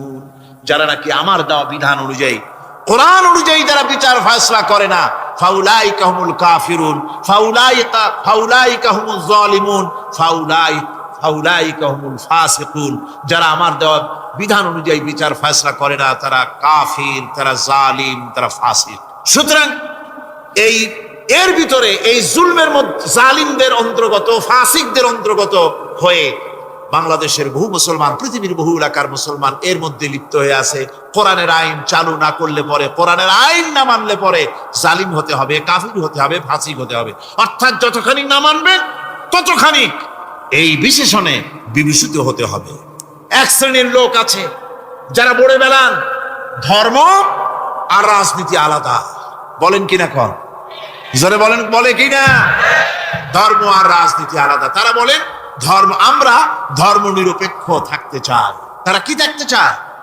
ধর্ম নিরপেক্ষ থাকতে চায়। কোরআনে কারিমে এই ধর্ম নিরপেক্ষবাদীদের ব্যাপারে কোরআন কি বলছে শুনুন।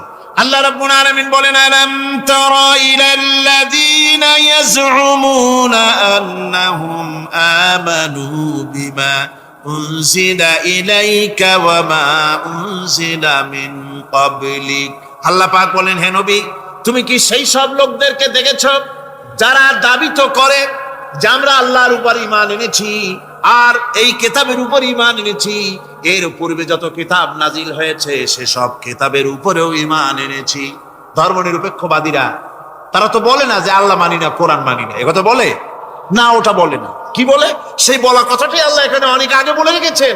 ওরা বলে যে আমরা অবশ্যই আল্লাহকে মানি, আল্লাহর কিতাব মানি, এর পূর্বে যত কিতাব নাজিল হয়েছে সেগুলোও মানি, তবে ইউরিদুনা আইয়াতাহাকামু ইলাত তাগুত, তারা চায় তাদের জীবনের সমস্ত সমাধান সমস্যার জন্য তাগুতের কাছে যেতে চায়। তাগুতকে, আল্লাহকে বাদ দিয়ে তারা যেতে চায় কোথায়? তাগুতের কাছে। জোরে বলেন, কিসের কাছে যেতে চায়? তাগুতের কাছে। তাগুত বলে কারে? তাগুত বলা হয় যে নিজে আল্লাহর আইন মানে না এবং অপরকেও আল্লাহর আইন অমান্য করতে বাধ্য করে, তাকে বলা হয় তাগুত। ওরা বলে ধর্ম আর রাজনীতি আলাদা। কোরআন মানি কিন্তু কোরআনের আইন মানি না। ওরা কোরআন মানে ঠিকই, বলে যে কোরআন মানি, কিন্তু কোরআনের আইন মানে। তাহলে এ মানি বলার অর্থটা কি? এর মূল্যটা কোথায়? কোরআন যদি মানো তো কোরআন বলেছে সুদ খেও না, আমাদের দেশে সুদ চলছে না। কোরআন বলেছে বিবিকে পর্দায় রাখো, পর্দায় কি রাখা হচ্ছে? কোরআন বলেছে ওজনে কম দিও না, তা কি মানা হচ্ছে?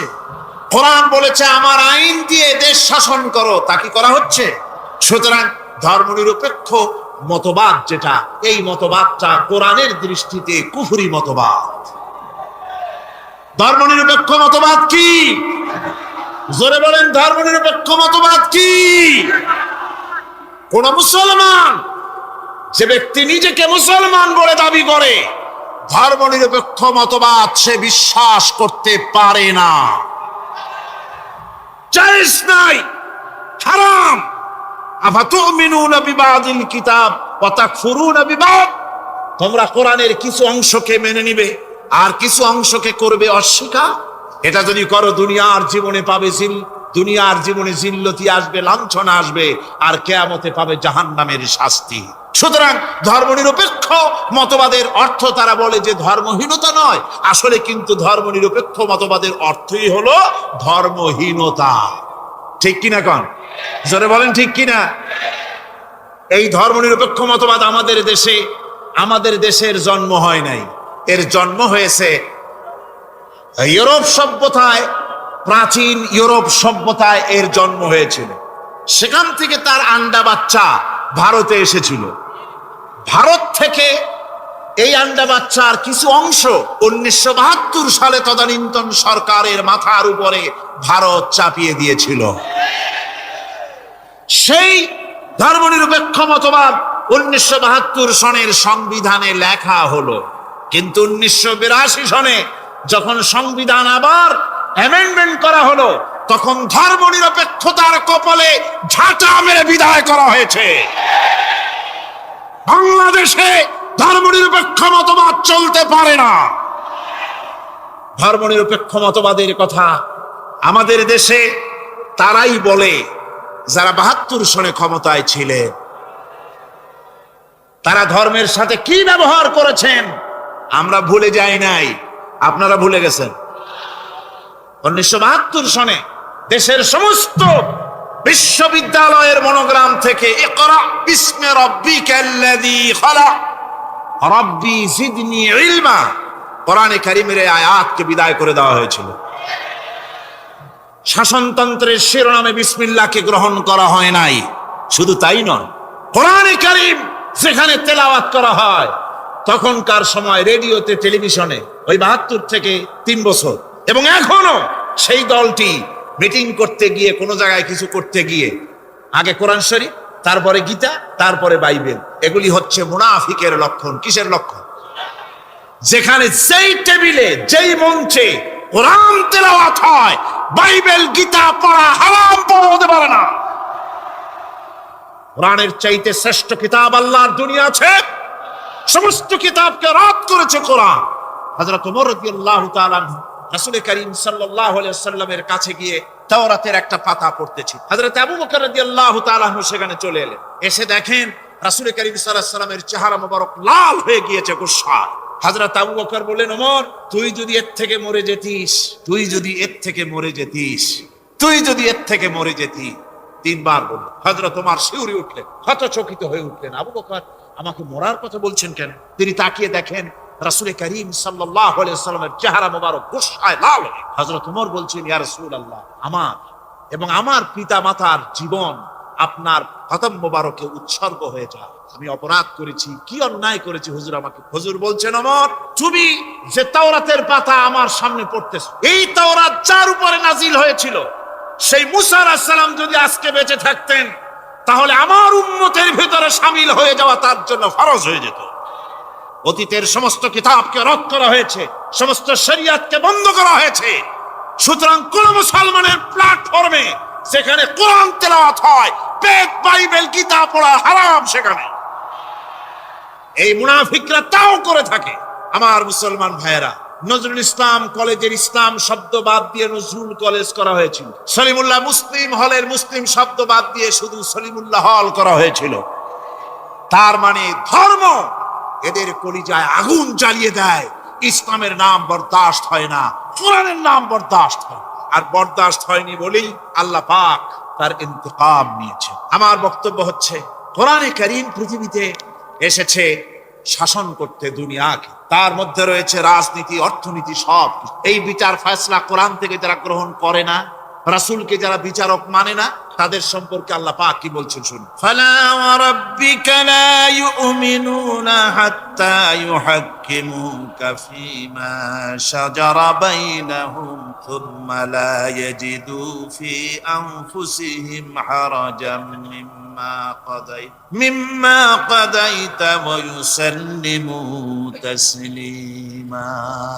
আল্লাহ রাব্বুল আলামিন বলেন, ফালা ওয়া রাব্বিক, কখনো নয় হে নবী, আপনার রবের কসম, কখনোই নয়। ওরা মুমিন নয় যারা নাকি তাদের জীবনের সব কিছুর ব্যাপারে যতক্ষণ পর্যন্ত আপনাকে বিচারক না মানে, আপনার দেওয়া ফয়সালাকে গ্রহণ না করে, এবং আপনি বিচার করার পর ফয়সালা দেওয়ার পরে এটার উপরে দ্বিধাহীন চিত্তে মেনে যতক্ষণ না নিবে, ততক্ষণ পর্যন্ত তারা যত ঈমানের দাবি করুক, তারা আসলে মুমিন না।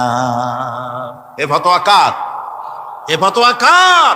আল্লাহ রাব্বুল আলামিনের ফতোয়া। কখনো মুমিন হতে পারবে না যারা রাসূলুল্লাহকে ফয়সালাকারী হিসেবে গ্রহণ না করবে, কোরআনকে সংবিধানের উৎস হিসেবে গ্রহণ না করবে। কোরআন এসেছে আইনের কিতাব হিসেবে পৃথিবীর মানুষকে পরিচালিত করার জন্য। আজ এই কোরআনের আইন যারা মানে সেখানে শান্তি পায়, কোরআন যেখানে মানে না সেখানে শান্তি হয় না। আল্লাহ পাক পরিষ্কার বলেছেন কোরআনের আইন মেনে চলো। আর যারা এই কোরআনকে অমান্য করবে তাদের শাস্তি কি হবে? আল্লাহ পাক বলেন, আল্লাযীনা কাযযাবু বিল কিতাবি ওয়া বিমা আরসালনা বিহি রুসুলানা ফাসাউফা ইয়ামালুন। আল্লাহ পাক বলেন, আমি যে কিতাব নাজিল করেছি, এই কিতাবকে যারা মিথ্যা মনে করে, কিতাবকে যারা অস্বীকার করে, কোরআনের আইন যারা মানে না, আমি যে রাসূলের উপরে যা নাজিল করেছি সেগুলির উপরে যারা ঈমান আনে না, এগুলিকে যারা মানে না, তাদের জন্য এর পরিণতি তারা খুব শীঘ্রই টের পাবে। খুব শীঘ্রই তাদেরকে পরিণতি দেওয়া হবে। কিয়ামতের দিন তাদেরকে আল্লাহ রাব্বুল আলামিন জাহান্নামে প্রবেশ করাবেন। কোরআনের অবমাননাকারীদের জায়গা কোথায় হবে? কোথায় হবে তাদের জায়গা? জাহান্নামের ভিতরে হবে। সুতরাং আমরা কোথায় যেতে চাই? জাহান্নামে না জান্নাতে?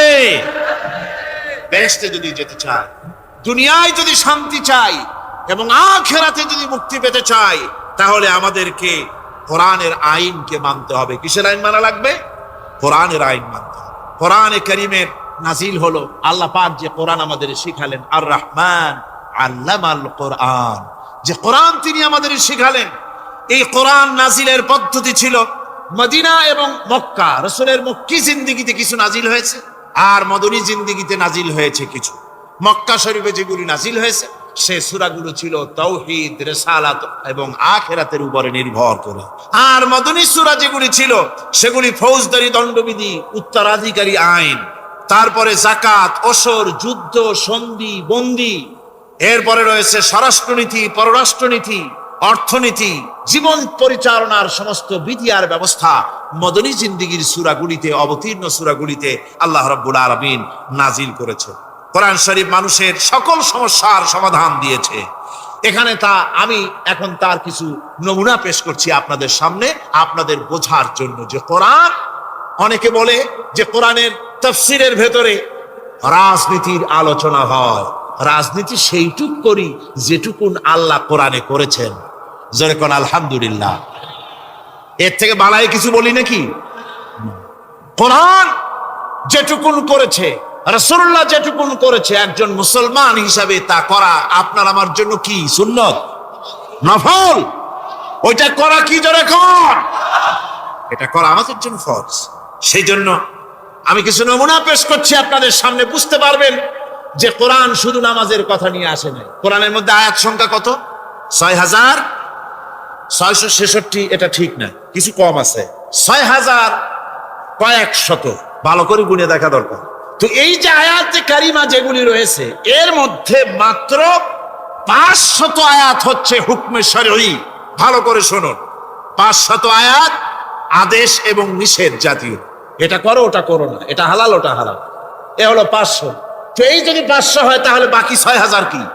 বাকি ৬,০০০ ইতিহাস, দর্শন, বিজ্ঞান, রাজনীতি, অর্থনীতি, সমাজনীতি, উত্তরাধিকারী আইন, পররাষ্ট্রনীতি, স্বরাষ্ট্রনীতি, মানুষের জীবনে যা দরকার, ইহকাল, পরকাল, কবর, হাসর, মিজান, সিরাত, জান্নাত, জাহান্নাম, এসব কিছু আল্লাহ পাক বাকি হাজার হাজার আয়াতের মধ্যে বলেছেন। তো ৫০০ আয়াতের পরিচিতি আমাদের জানা আছে, নামাজ, রোজা, হজ, যাকাত, হালাল, বৈধ, অবৈধ ইত্যাদি সম্পর্কে। কিন্তু বাকি আয়াতগুলিতে আমাদের জীবন পরিচালনার ব্যাপারে আল্লাহ পাকের কথা শুনুন, কিভাবে এ কথাগুলি আল্লাহ পাক আমাদের বলছেন। বিচার পদ্ধতি সম্পর্কে শুনুন। কোরআন যে বিচার পদ্ধতি আমাদেরকে দিয়েছেন, নিরঙ্কুশ ন্যায় বিচারের কথা কোরআন বলেছে। কোরআন বলেছে বিচার হতে হবে কি ধরনের? ওয়াইদা হাকামতুম বাইনান নাসি আন তাহকুমু বিল আদল। কোরআন শরীফ বলেছে তোমরা যখন লোকদের মাঝে বিচার ফয়সালা করবে তখন অবশ্যই সুবিচার করবে, জাস্টিস, ন্যায় বিচার করবে। এই ন্যায় বিচার করতে গিয়ে তোমার সামনে যদি বিজাতীয় কোনো লোক আসামি হয়ে দাঁড়ায়, অমুসলিম, তখন বিচারটা কিভাবে করবে? কোরআনে কারীম বলছি, ওয়ালা ইয়াজরিমান্নাকুম শানাআনু কওমিন আলা আল্লা তা'দিলু। কোন বিশেষ শ্রেণীর বিচার কাজ করতে গিয়ে, কোন বিশেষ শ্রেণী বা জাতির বিচার কার্য পরিচালনা করতে গিয়ে তাদের প্রতি বিদ্বেষ যেন তুমি যেন জুলুম করে না বসো, তখন যেন তুমি ইনসাফ করতে পারো, তাদের উপরে জুলুম করবে না। সে যদি তোমার জাতের লোক না হয়, বিচার করতেছে, তুমি বিচারক হিসাবে সঠিক বিচার করবে, বিচারের মানদণ্ডকে কখনো খেলাধুলা করবে না, ভালো সুবিচার করবে। এটা হচ্ছে কোরআনে কারীমের কথা। আর আত্মীয় স্বজনের বিচার সম্পর্কে বলা হচ্ছে যে তোমরা বিচার নিয়ে, সুবিচার নিয়ে তোমরা দাঁড়াও, দণ্ডায়মান হও সুবিচার নিয়ে। মুসলমানেরা তোমরা যখন বিচার করবে, তখন এই বিচার করতে গিয়ে ওয়ালাউ আলা আনফুসিকুম আবিল ওয়ালিদাইনি ওয়াল আকরাবিন, সে যদি তোমার নিজের বিরুদ্ধেও যায় বিচার, তা যদি তোমার সন্তান সন্ততি, ভাই ব্রাদার, মা বাপ ইত্যাদির বিরুদ্ধেও যদি চলে যায়, ইয়াকুন গানিয়ান আও ফাকিরান, যদি সে গরিব হয়, যদি সে ধনীও হয়, বিচারের বেলায় কোন রকম তারতম্য করবে না, আপন হোক পর হোক, বিচার করতে হবে সঠিক। এটা কার কথা? আল্লাহর। জোরে বলেন কার কথা? পৃথিবীর কোন ধর্মগ্রন্থে কথা বলেছে? পৃথিবীর কোন জাতি কথা বলেছে? কোরআন বলেছে এই সুবিচারের কথা। সুবিচার করতে হবে, বিচারের বেলায় খবরদার আপন পর এবং কোন ধর্মের লোক এই চিন্তা করতে যেও না। কোরআনে কারীমের মধ্যে রয়েছে ফৌজদারি দণ্ডবিধি, জুডিশিয়াল ল, ফৌজদারি দণ্ডবিধি। এখানে একটা কথা বলে নিতে হয়, আল্লাহর আইন, মূল কথাটা কি? আল্লাহর আইন। আল্লাহর আইনের কথা শোনা মাত্রই এক শ্রেণীর লোকেরা মনে করে আল্লাহর আইন মানেই হলো হাত কাটা, আল্লাহর আইনের অর্থই হলো গলা কাটা। আল্লাহর আইনের অর্থই হলো দৌড়া মারা। এটা একটা বাজে কথা। আল্লাহ পাকের আল্লাহ কি এইরকম একটা বদমেজাজি দারোগার মতো আল্লাহ, যে মানুষ পাইলেই খালি পিটাবে আর হাত কাটবে? একটা কথা হইল, হাত কাটা, গলা কাটা, এটা কখন? সুবিচার প্রতিষ্ঠিত হয়ে যাবে, খাওয়া পড়ার গ্যারান্টি মিলবে, তারপরে যদি কেউ চুরি করে দৃষ্টান্তমূলক শাস্তি দাও হাত কেটে। এর আগে না, মদিনা মুনাওয়ারায় হযরত ওমর রাদিয়াল্লাহু তাআলা আনহুর সময় অনাবৃষ্টির কারণে দুর্ভিক্ষ দেখা দিয়েছিল। তখন হযরত ওমর জাস্টিসদেরকে, ম্যাজিস্ট্রেটদেরকে ডেকে পরিষ্কারভাবে এলান করে দিয়েছিল, এখন যদি কোনো চোর ধরা পড়ে, এই দুর্ভিক্ষ চলাকালীন কোন চোর যদি ধরা পড়ে আর প্রমাণিত হয় পেটের জ্বালায় চুরি করেছে, খবরদার তার হাতকে তোমরা কাটবে না, খবরদার হাত কাটবে না। ইসলাম তো আগে পেটে দেয়। আগে কোথায় দেয়? পেটে। আর পরে দেয় পিঠে, আগে দেয় না। মানুষের খাওয়া পড়া, শিক্ষা, চিকিৎসা, বাসস্থান সবটার গ্যারান্টি দেওয়া হয়। মদিনায় যখন এই গ্যারান্টি এসে গেল, চোরের হাত কাটা আইন মক্কায় নাজিল হয় নাই, নাজিল হয়েছে মদিনা মুনাওয়ারায়, রাসূলের মদনী জিন্দেগিতে। কোন সময়? যখন রাসূলুল্লাহ প্রেসিডেন্ট। রাসূলুল্লাহ কি? জোরে কোন রাসূলুল্লাহ কি? রাষ্ট্রপতি। সেই সময় মানুষ দরজা খুলে ঘুমাবার সুযোগ পেল, খাওয়া পড়া, শিক্ষা, চিকিৎসা, বাসস্থানের গ্যারান্টি পেল। এই সময় আল্লাহ রাব্বুল আলামিন তিনি যখন দেখলেন ইসলামী সমাজ ব্যবস্থা কোরআনের আইনের মাধ্যমে মানুষ সব রকমের নিরাপত্তা লাভ করেছে, পেটের সমস্যার সমাধান হয়ে গেছে, তখন আল্লাহ আইন জারি করলেন, আস-সারিকু ওয়াস-সারিকাতু ফাকতাউ আইদিয়াহুমা।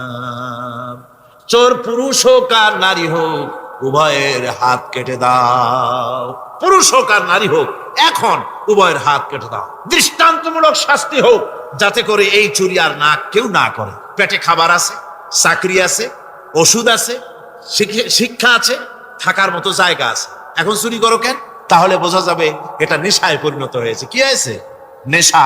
তখন তো আর চোরকে বসায় সেলুট মারা আর যাবে না, এখন হাতটা কাটিয়া একটা শাস্তি দিয়ে দাও। আমাদের দেশে কিন্তু চোরের হাত কাটা আইনের ব্যাপারে কোনো চোরেরা আজ পর্যন্ত মিছিল করে না। বাংলাদেশের কোন ছোট ছোট চোর, যেমন তাল চোর, বেল চোর, কচু চোর, ছাতি চোর, জুতা চোর, আরো যত ছোট ছোট চোর, এই সব চোরেরা কি কোনোদিন মিছিল করেছে যে চোরের হাত কাটা আইন মানি না, মানবো না? বলেছে কেউ? কিন্তু এই আইনের বিরুদ্ধে সোচ্চার কারা? কোন চোরেরা? নিশ্চয়ই ছোট চোরেরা, বড় চোর। যারা তাল বেল চুরি করে না, বরং কলমের খোঁচা দিয়া সরকারের, জনগণের লক্ষ কোটি কোটি টাকা পকেটস্থ করেন মেহেরবানি করে, ওই সব তারা মনে করেন যদি এই আইন চালু হয়ে যায় তাহলে তালচোর বেলচোরের তো কোনো ক্ষতি নাই, ইসলামী রাষ্ট্র চালু হলে পরে তো সকলের পেটে ভাত আসবে, ওই তাল বেল আর চুরি করা লাগবে না, তাদের তো সুবিধা। কিন্তু মুসিবতটা তো আমাদের হবে। বেশি খাইয়া খাইয়া জিহ্বা পুরু হয়ে গেছে, এখন ওই বেশি খাইতে না পারলে বদভ্যাস চালু হয়ে যাবে। চুরি করতে যখন যাইবে তখন এই আইন তো বিসমিল্লাহ হবে আমাদের দিয়া। এই জন্য ওনারাই বিরোধিতা করেন চরম ভাবে। আর ইসলামের সব আইনের সাথে বিরোধিতা করার জন্যে বাংলাদেশে যতগুলি পত্রিকা বেরিয়েছে তার মধ্যে শীর্ষস্থানে রয়েছে ভারতের রায়ের টাকায় পরিচালিত নিকৃষ্ট আবর্জনা পত্রিকা আজকের কাগজ।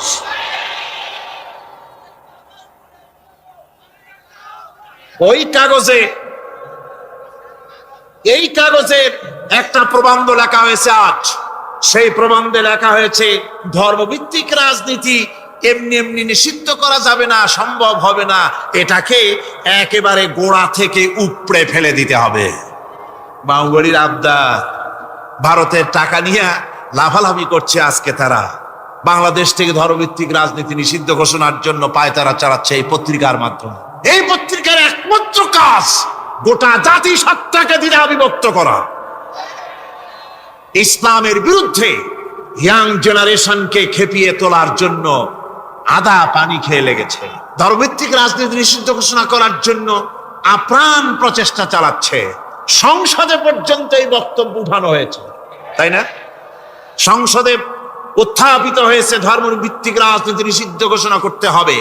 আমি বলেছি ধর্মভিত্তিক রাজনীতি নিষিদ্ধ ঘোষণা করার করে ফেলেছিল রাশিয়া। রাশিয়ার যেই পার্লামেন্টে বসে ধর্মভিত্তিক রাজনীতি নিষিদ্ধ ঘোষণা করা হয়েছিল, যে পার্লামেন্টের ঘোষণার বলে লক্ষ লক্ষ মুসলমানদেরকে জবাহ করা হয়েছে রাশিয়ায়, যে পার্লামেন্টের ঘোষণার বলে মসজিদ মাদ্রাসা ভেঙে চুরি একাকার করে দেওয়া হয়েছিল রাশিয়ায়। যেই পার্লামেন্টে বসে আলেম ওলামা পীর দরবেশদেরকে হত্যা করার জন্য নির্দেশ দেওয়া হয়েছিল রাশিয়ার যে পার্লামেন্ট থেকে, সেই দেশ আজ আর আস্ত নাই, দেশটা টুকরা টুকরা হয়ে গিয়েছে। বাংলাদেশের পার্লামেন্টে আজকে যারা এই দুঃসাহসিক কথা বলছেন, ধর্মভিত্তিক রাজনীতি নিষিদ্ধ ঘোষণা করার কথা যারা উচ্চারণ করছেন, রাশিয়ার পার্লামেন্টের ইতিহাস ভুলে যাবেন না। বাংলাদেশে 11.5 কোটি তৌহিদি জনতার তৌহিদি রক্ত, তৌহিদি চেতনা, সমস্ত শরীরে মাথায় আর রগ রেশায় টকবক করছে ইসলামী চেতনা, ইসলামের রক্ত। এই মুসলমানদের সাথে আগুন নিয়ে খেলা করার চেষ্টা করো না। আমার বন্ধুগণ, কোরআনের আইন বন্ধ করার ক্ষমতা কারো নাই। এই আইন চালু হলে পরেই শান্তি আসবে। ওরা বিরোধিতা করছে, ওরা বলছে চোরের হাত কাটা আইন, এটা হচ্ছে একটা অমানবিক ব্যাপার। আইনটা কার? আল্লাহ। মানুষগুলি কার? তা তোমারা তো দরদ কেন? মায়ের চাইতে মাসির দরদ বেশি। এটা কি খুব সুলক্ষণ? না, এটা দারুণ কুলক্ষণ। সুতরাং আল্লাহ রাব্বুল আলামিন তার আইন হচ্ছে শাশ্বত আইন। চোরের হাত কাটা আইন অর্থ এ নয় যে বাংলাদেশ ইসলামী দল যদি ক্ষমতায় আসে পাইকারি দরে চোরের হাত কাটা আরম্ভ করবে না।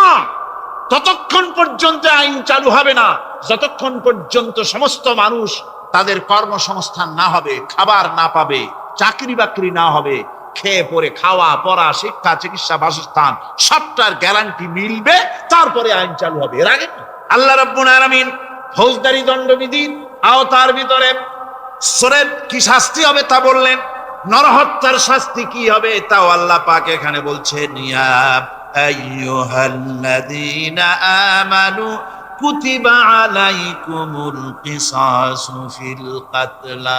আল্লাহ পাক বলেন তোমাদের প্রতি নরহত্যার শাস্তি স্বরূপ কিসাস নির্দিষ্ট করা হয়েছে, অর্থাৎ হত্যার বদলে হত্যা করা। একজন মানুষ আর একজন মানুষকে হত্যা করেছে, কোরআনের আইন হচ্ছে ওকেও হত্যা করে। কি সুন্দর আইন, সুবহানাল্লাহ পড়েন। তাহলে কি হবে?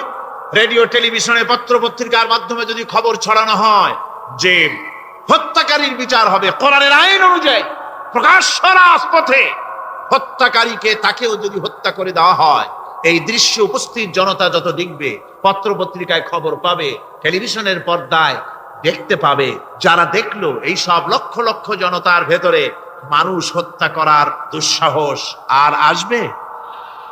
আল্লাহ পাক বলছেন এটা হচ্ছে মানুষের কিসাস, এর মধ্যে রয়েছে মানুষের জীবন। এরপরে নরহত্যার শাস্তি আল্লাহ পাক এভাবে কোরআনে কারীমের মধ্যে বললেন। আল্লাহুম্মা আমিন।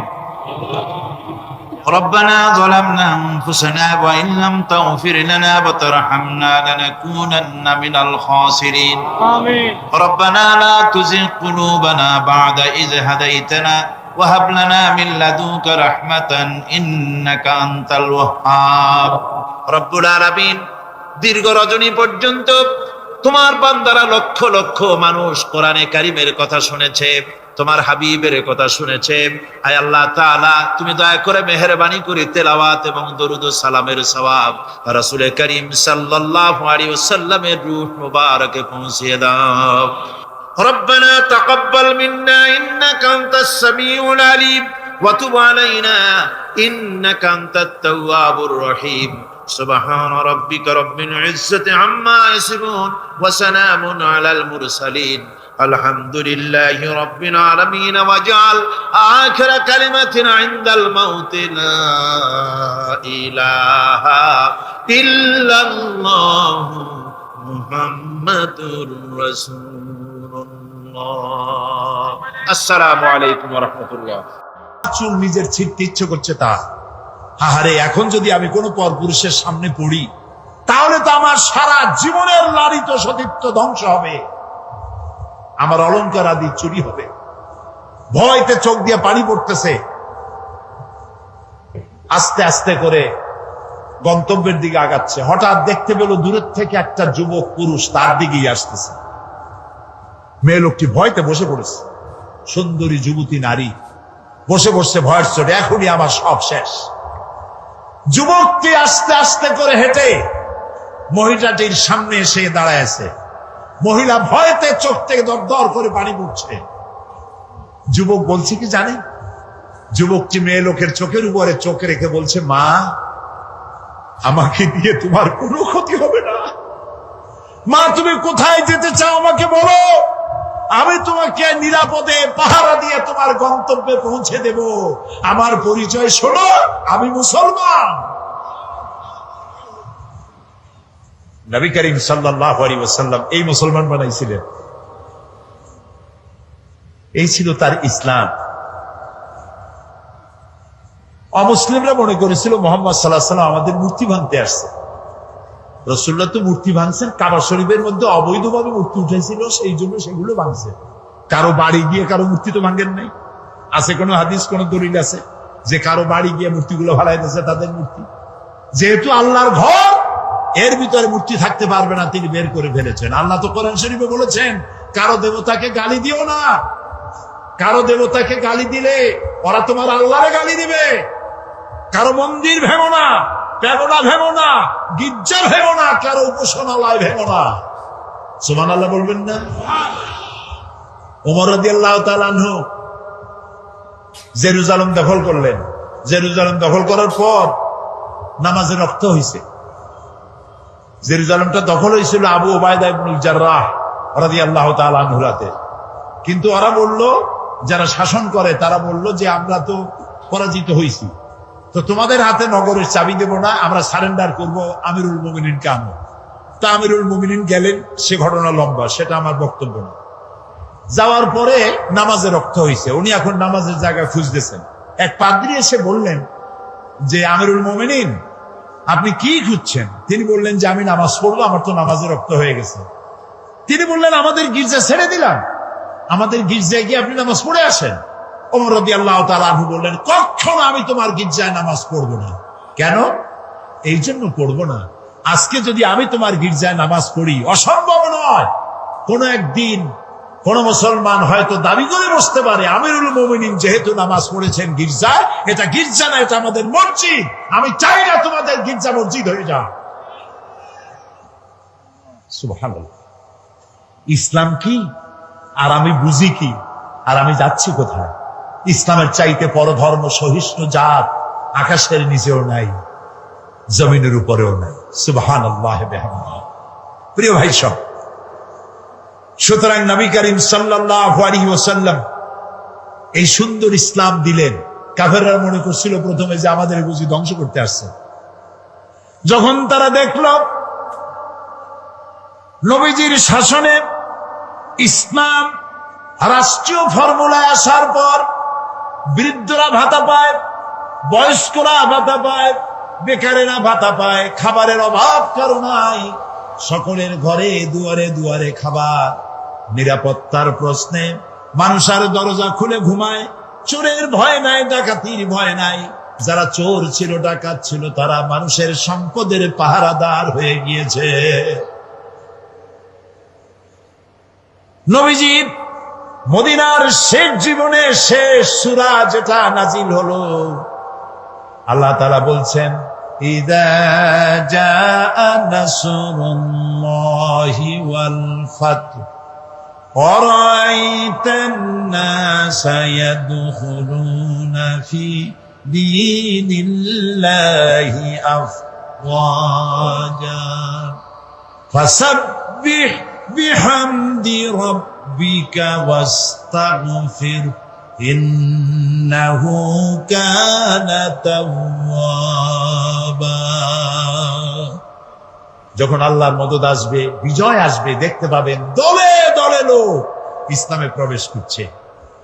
নবী করিম সাল্লাল্লাহু আলাইহি ওয়াসাল্লামের ইন্তেকালের আগে দেখা গেল আশেপাশে আর কাফের নাই, সব ইসলামের ছায়াতলে চলে এসেছে, ঘোষণা করেছে লা ইলাহা ইল্লাল্লাহু মুহাম্মাদুর রাসূলুল্লাহ। সুবহানাল্লাহ, সুবহানাল্লাহ। অবস্থা এমন হলো, নবী করিম সাল্লাল্লাহু আলাইহি ওয়াসাল্লাম ইন্তেকাল করেছেন, হযরত আবু বকর রাদিয়াল্লাহু তাআলা আনহু ক্ষমতায় এসেছেন, চিফ জাস্টিস বানাইছেন ওমর রাদিয়াল্লাহু তাআলা আনহুকে বিচারপতি। ঐতিহাসিকরা লিখছেন ফামাকাসা আমান কামিলান ফালাম ইয়াখতাসিম ইলাইহি ইসনান। একটা বছর পার হয়ে গেল, হযরত ওমরের আদালতে একটা মামলা আসে নাই, একটা মামলা নাই। সুবহানাল্লাহ কইতে ইচ্ছে করেন? যাই দেখুন তো চট্টগ্রাম আদালতে কত হাজার মামলা পড়ে আছে, সারা বছরে একটা মামলা নেই। হযরত ওমর গিয়া বললেন, মা হাজাতা বি ইনদা কওমে মুমিনিনা ইয়া খলিফাতা রাসূলিল্লাহি সাল্লাল্লাহু আলাইহি ওয়াসাল্লাম। হে আল্লাহর রাসূলের খলিফা, এই জাতির জন্য বিচারপতির দরকার কি? আমি এই চাকরিতে আর থাকতে চাই না। তিনি প্রশ্ন করলেন, কেন কেন তুমি বলছো? তিনি বললেন, একটা বছর বসে থাকলাম, একটা মামলা নাই, তা আমি ওখানে বসে থাকবো কেন? সিদ্দিকে আকবর রাদিয়াল্লাহু তাআলা আনহু প্রশ্ন করলেন, ওমর, এই যে মামলা হইল না, এর কারণটা কি? তুমি কোনো চিন্তা করছো? বলেন, হ্যাঁ চিন্তা করেছি। আমি চিন্তা করে দেখলাম, হে খলিফা, আপনি আমাকে এমন একটা জাতির জন্য আমাকে বিচারপতি বানিয়েছেন যে জাতির দিন হচ্ছে দিন হুমুন নাসিহা। এ জাতির দিন হচ্ছে ভালোবাসা আর ভালোবাসা। সুবহানাল্লাহ বলবেন না? সবাই সবাইকে ভালোবাসে, কারো সাথে কারো ঝগড়া নাই, বিবাদ নাই। সুবহানাল্লাহ। ওয়া মানহাজুহুমুল কোরআন, আর তাদের মানহাজ, তাদের দস্তুর, তাদের কনস্টিটিউশন হচ্ছে আল্লাহর কালাম। সুবহানাল্লাহ। ওয়া আমালুহুম আল আমরু বিল মারুফ ওয়ান নাহি আনিল মুনকার, আর তাদের আমলটাই হচ্ছে মানুষকে ভালো কাজের আদেশ দেওয়া আর অন্যায় কাজ থেকে মানুষকে ফিরিয়ে রাখা। কুল্লু ওয়াহিদিন মিনহুম ইয়ারিফু হাদ্দাহু ফায়াকিফু ইনদা, এর প্রত্যেকটি ফরদ, প্রত্যেকটি জনগণ জানে যে আল্লাহর আদেশ নিষেধ কোথায়। প্রত্যেকেই তার বর্ডারে এসে থেমে যায়, বর্ডার ক্রস করে না। ওজনে কম দিও না, খাদ্যে ভেজাল দিও না, মিথ্যা কথা কইও না, নারী ধর্ষণ করো না, জেনা ব্যভিচার করো না, হত্যা করো না, গীবত গাইও না, জমিনের আইল ঠেলো না, মদ খাইও না, জুয়া খেলো না। যা যা এগুলি বর্ডার। তিলকা হুদুদুল্লাহ, এগুলি কি বলুন তো? আল্লাহর বর্ডার। বলেন না এগুলি কি? আল্লাহ তাআলা বলছেন, ফালা তাকরাবুহা, এটাকে ক্রস করা তো দূরের কথা, এটার কাছেও যেও না। সুবহানাল্লাহ। কুল্লু ওয়াহিদুম মিনহুম ইয়ারিফু হাদ্দাহু ফায়াকিফু ইনদা, বর্ডারে দাঁড়ায় যায়, বর্ডার ক্রস করে না। এবং ওয়াইদা মারিদা আহাদুহুম আদুহু, তাদের মধ্যে যদি কেউ অসুস্থ হয় তাহলে তাকে তারা দেখতে যায়। আজকে আমরা এই আমল হারাই ফেলাইছি। দোতলায় মানুষ মরে, তিনতলায় বিবাহ হয়, খোঁজও জানে না, জিজ্ঞাসাও করে না। এই অবস্থা হয়ে গেছে না? প্রিয় ভাই, সব ইসলামী আদতগুলি আমাদের মধ্যে আসা দরকার, আমাদের মধ্যে ইসলামী আমলগুলি হওয়া দরকার। রাসূলুল্লাহ কারো অসুখ হইলে দেখতে যাইতেন, কিছু নিয়ে যাইতেন, মাথায় হাত বুলাইতেন, ফু দিতেন, দোয়া করতেন। সুবহানাল্লাহ। আপনার শত্রু যদি হয়, অসুস্থ হয়েছে, আপনি যদি তাকে দেখতে যান, একটু কমলা নিয়ে যান, একটু বেদানা নিয়ে যান, একটু আঙ্গুর নিয়ে যান। আপনার সাথে শত্রুতা থাকবে, চক্ষু লজ্জার সৃষ্টি হবে। তাহাদ্দু তাহাব্বু, হাদিয়া দাও, মহব্বত বাড়বে। আর সালাম দাও, গণ গণ সালাম দাও। সুবহানাল্লাহ। আফশুস সালাম, রাসূলুল্লাহ বলেছেন সালাম দাও, বেশি করে সালাম দাও। সুতরাং নবী করিম সাল্লাল্লাহু আলাইহি ওয়াসাল্লাম যে জীবন ব্যবস্থা এনেছিলেন, সেই ব্যবস্থা ছিল এরকম, যেখানে ঝগড়াঝাটি ছিল না, মারামারি ছিল না। এই হলো ইসলাম। সেই ইসলাম এই পৃথিবীতে যাতে আর উঁচু না হতে পারে, এই পৃথিবীটাকে ধ্বংস করার জন্য যত মতবাদ তৈরি হয়েছিল সব শেষ। পুঁজিবাদ শেষ, কমিউনিজম শেষ। মানুষের গন্তব্য ছিল ইসলামের দিকে। কোন দিকে গন্তব্য? ইসলামের দিকে। সেই ইসলাম যেন আগাতে না পারে, সেই জন্য মুসলমানদের নাম দিতে হবে সন্ত্রাসী। কি নাম দিতে হবে? সন্ত্রাসী। শুরু হয়ে গেল সন্ত্রাস, পৃথিবী জুড়ে সন্ত্রাস শুরু হয়ে গেল। বর্তমান পৃথিবীতে সন্ত্রাস নাই এমন কোন দেশ আছে বলে আমার জানা নাই। সারা দুনিয়া জুড়ে সন্ত্রাস। এই মাহফিল হওয়ার কথা ছিল কবে বলেন? ডিসেম্বর মাসে বোমা খয়ের মতো ফুটতে লাগলো চতুর্দিকে। কেন ফুটাইলো? তারা বলতে চায় তারা আল্লাহর আইন প্রতিষ্ঠা করবে। কার আইন? আল্লাহর আইন প্রতিষ্ঠা করবে। এখন আল্লাহর আইন প্রতিষ্ঠার জন্য বোমা মারবে, শুরু হয়ে গেল বোমা। একসাথে বাংলাদেশের কতগুলি 63টা জেলায় বোমা শুরু হলো। আমরা এগুলোর নামও শুনি নাই জীবনে। নাম হলো জামাতুল মুজাহিদিন, হরকুতুল জেহাদ, তারপরে আর একটা কি, না না না, জেএমবি, হরকতুল জেহাদ, হিজবুত তাহরীর। তারপরে আবার নাম হলো, এটা আবার নতুন নাম, জানি না এটা আবার কোথা থেকে আবিষ্কার হইলো আল্লাহ জানে। সে নতুন নাম আর একটা হয়েছে, সেটা হলো আল জঙ্গিতুল জংলা। একটা আল শব্দ বসাই দিলেই মনে হবে যেন ওটা ইসলাম। এখন তারা ইসলাম প্রতিষ্ঠা করবে বোমা মারিয়া। এটা কি জন্যে? আল্লাহর আইন। আমাদের স্লোগান ছিল আল্লাহর আইন চাই, আর কি চাই বলেন না সবাই? আল্লাহর আইন চাই। আর আল্লাহর আইনকে বদনাম করার জন্য, শোনেন মাথা কাটায় শোনেন কথা, আল্লাহর আইনের কথা যাতে আর পৃথিবীতে উচ্চারিত হতে না পারে, জিহাদের নাম যাতে মুসলমানেরা না নিতে পারে, সেই জন্য শুরু হলো ষড়যন্ত্র। পৃথিবীর মুসলমানেরা জিহাদের নাম মোছা যাবে না, জিহাদ চলবে কিয়ামত পর্যন্ত। তবে জিহাদটা কি, জিহাদটা কি সেটা বুঝতে হবে।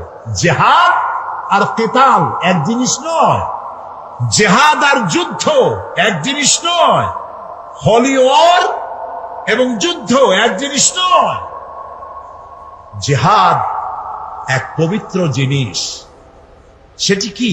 সেটি হচ্ছে জিহাদের আবিধানিক এবং পারিভাষিক অর্থ হচ্ছে যে কোনো উদ্দেশ্যকে সফলতার শীর্ষে পৌঁছে দেওয়ার জন্য যে প্রাণান্তকার প্রচেষ্টা করা হয়, ওই প্রচেষ্টার আরবি নাম হলো জিহাদ। এটা যুদ্ধ নয়।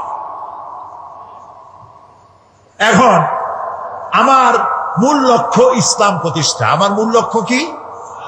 এই ইসলাম প্রতিষ্ঠার জন্য আমি যদি বই লিখি, তাহলে এটা আমার লেখার জিহাদ। আমি এটা প্রতিষ্ঠার জন্য যদি আমি বক্তৃতা করি, এটা আমার বক্তৃতার জিহাদ। এটা প্রতিষ্ঠার জন্য যদি আমি মাল খরচ করি, তো এটা আমার মালি জিহাদ। আর যদি এই আন্দোলনকে ব্যাহত করার জন্য অন্য কোন রাষ্ট্র যদি ঝাঁপাইয়া পড়ে, তাহলে কেবলমাত্র রাষ্ট্রের পক্ষ থেকেই সেইটার মোকাবেলা করার জন্য আল্লাহ তাআলা এটা, এই আয়াত নাজিল হওয়ার পর যে সমস্ত মুসলমানরা মদ পান করতেন, ওনারা মনে করলেন যে মানুষের কল্যাণ আর অকল্যাণ আল্লাহর চাইতে তো আরো ভালো বোঝার কথা না। তিনি যখন বলছেন কল্যাণের চাইতে অকল্যাণ বেশি, কাজী এটা পান করব না। 25% শরাবখোর শরাব ছেড়ে দিল। আরেকদিন, এর কিছুকাল পরে একদিন নামাজ পড়তে গেছেন একজন ইমাম, ইমামতি করছেন তিনি, যিনি একটু আগে খাইয়ে আসছেন। 17 পারা শুরু করে 23 পারায় গিয়ে ঢুকছে। মাথা তো ঠিক নাই। রাসূলের কাছে প্রশ্ন করলো যে এই তো নামাজ পড়লো ইয়া খাইয়া, এখন তো নামাজের মধ্যে পেঁচ লাগাই ফেলাইছে, এখন কি হবে? আল্লাহ তাআলা বলে দিলেন, লা তাকরাবুস সালাত ওয়া আনতুম সুকারা হাত্তা তা'লামুনা মা তাকুলুন। যত তোমরা ওই অবস্থায় নামাজ পড়া তো দূরের কথা, নামাজের কাছেও যেও না যতক্ষণ তোমরা না বুঝো যে তোমরা কি বলছো। মাথার থেকে মদের ক্রিয়া না যাওয়া পর্যন্ত নামাজ পড়া তো দূরের কথা, কাছেও যেও না।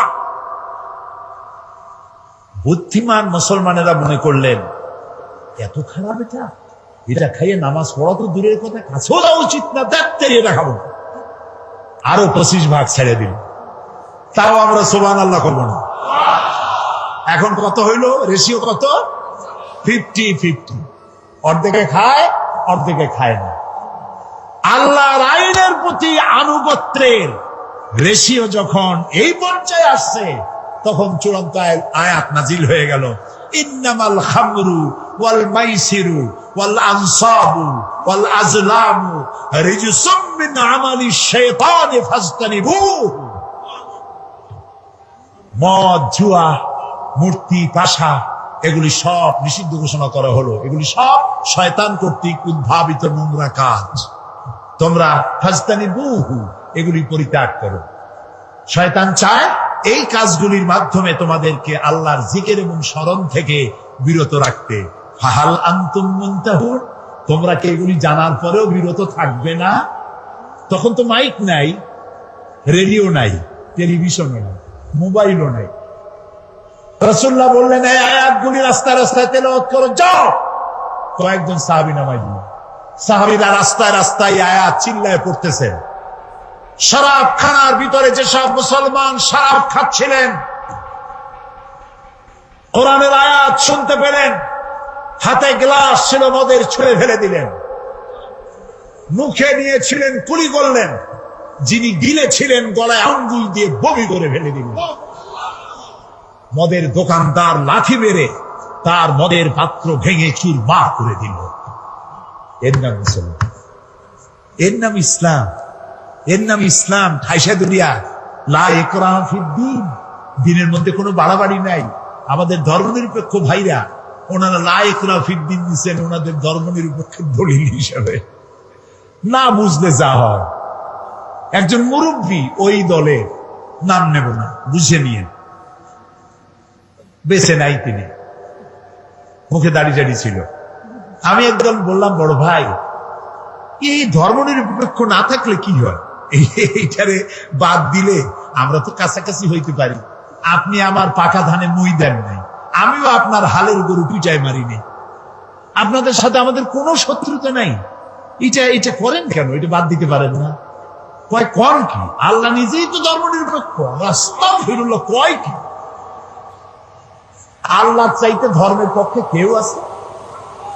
এই তো কেবল আমি তো শুরুই করছি ইসলাম। আল্লাহ তো বলছেন আমার কাছে পছন্দ কেবলমাত্র ইসলাম। যেরকম কি চিল্লায় বলো, আমার কাছে পছন্দনীয় কেবলমাত্র ইসলাম। তা আল্লাহ তো সব থেকে ধর্মের পক্ষে, আর আপনি কোন কি? কয় যে ওই যে আছে লাকুম দিনুকুম ওলিয়া দিন, ওটাও তো ধর্মের পক্ষে। লাকুম দিনুকুম ওলিয়া দিন, তোমার জন্য তোমার ধর্ম, আমার জন্য আমার ধর্ম। তার মানে কি? তার মানে হলো তুমি তোমার ধর্মের পক্ষে থাকো, আমি আমার ধর্মের পক্ষে থাকি। সুবহানাল্লাহ। প্রিয় ভাই সব, ইসলাম এসেছে এইভাবে, মাপ দাঙ্গা করে আসে নাই। দেখেন না রসুলের, আমি কি বলবো, আমি তো বলে শেষ করতে পারবো না।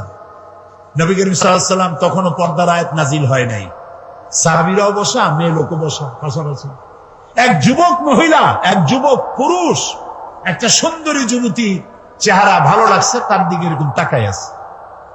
রাসূলুল্লাহ কিচ্ছু বললেন না, শুধু হাত দিয়ে মাথাটা ধরিয়া যুবকের আরেক দিকে ঘুরাই দিলেন, মুখ দিয়া কিচ্ছু বললেন না। যুবক মেসেজ পাইয়া গেছে না? এটার নাম ইসলাম। মারামারি নয়, কলজায় কষ্ট দেওয়া নয়, বোমা মারা নয়, ঠ্যাঙ্গা মারা নয়। আল্লাহ তাআলা বলছেন, ফাবিমা রাহমাতিন মিনাল্লাহি লিনতা লাহুম ওয়ালাউ কুনতা ফাজ্জাল গালিযাল কলব লাম ফাদ্দু মিন হাওলিক। হে রাসূল, আপনার প্রতি আল্লাহর দয়া হলো এই, আপনার কলজাটারে আল্লাহ একদম নরম বানাই দিয়েছে। যেই কাছে আসে সিমেন্টের মতো লাগিয়ে যায়। যদি আপনার মেজাজ খারাপ হইতো, কলজাটা যদি শক্ত হইতো, কেউ কাছে আসতো না, সব দূরে সরে যেত। ইসলাম আসছে ভালোবাসা দিয়ে। সুবহানাল্লাহ। আপনারা বলতে পারেন, তাহলে যুদ্ধ হইল কেন? বদর, ওহদ, হুনাইন, ইয়ারমুক, তাবুক, খন্দক হইল কেন? প্রত্যেকটি যুদ্ধ ছিল ডিফেন্সিভ, আত্মরক্ষামূলক। রাসূলুল্লাহ নিজে যুদ্ধ শুরু করেছেন, এরকম একটি যুদ্ধের প্রমাণ কেউ দেখাতে পারবেন না। রাতের বেলায় কোন সাহাবীদের পাঠায় দেন নাই, এই গোত্রের লোকের আমার উপর ঈমান আনে না, আমার জ্বালাইছে, যাও আগুন জ্বালাইয়া পোড়ায় দাও। আছে এমন? সব থেকে রাসূলকে কে জ্বালাইছে বেশি? আব্দুল্লাহ বিন উবাই। এই আব্দুল্লাহ বিন উবাই রাসূলুল্লাহকে এত জ্বালাইলো, মরার সময় ছেলে পাঠাই দিল, রাসূলুল্লাহকে বলো আমার এই জন্য, আমি যা করছি আমার তো দোজখ ছাড়া উপায় নেই, তো রাসূলুল্লাহর একটা জামা যদি আমারে দিতেন। আর তিনি যদি আমার জানাজাটা পড়তেন, নবী করিম সাল্লাল্লাহু আলাইহি ওয়াসাল্লাম জামা দিয়ে দিলেন, জানাজা পড়তে রওনা হইছেন। হযরত ওমর রাদিয়াল্লাহু তাআলা আনহু বলছেন, ইয়া রাসূলুল্লাহ, ওর জানাজা পড়বেন আপনি? এত কষ্ট দিল আপনাকে, ইসলামকে এত জ্বালাইলো, তার জানাজা পড়বেন আপনি? আল্লাহ তাআলা আয়াত নাযিল করলেন, এদেরকে আমি ক্ষমা করব না। রাসূলুল্লাহ বললেন, আমি 70 বার মাফ চাইবো। আল্লাহ বললেন, 100 বারও যদি ক্ষমা চাওয়া হয়, মাফ করা হবে না। আপনি যদি ক্ষমা চান অথবা ক্ষমা নাই চান, আমি তাকে ক্ষমা তো করবই না, আর কোনদিন এদের কবরের কাছে আপনি দাঁড়াবেন না। প্রিয় ভাই সব, মারদাঙ্গা করে ইসলাম আসে নাই।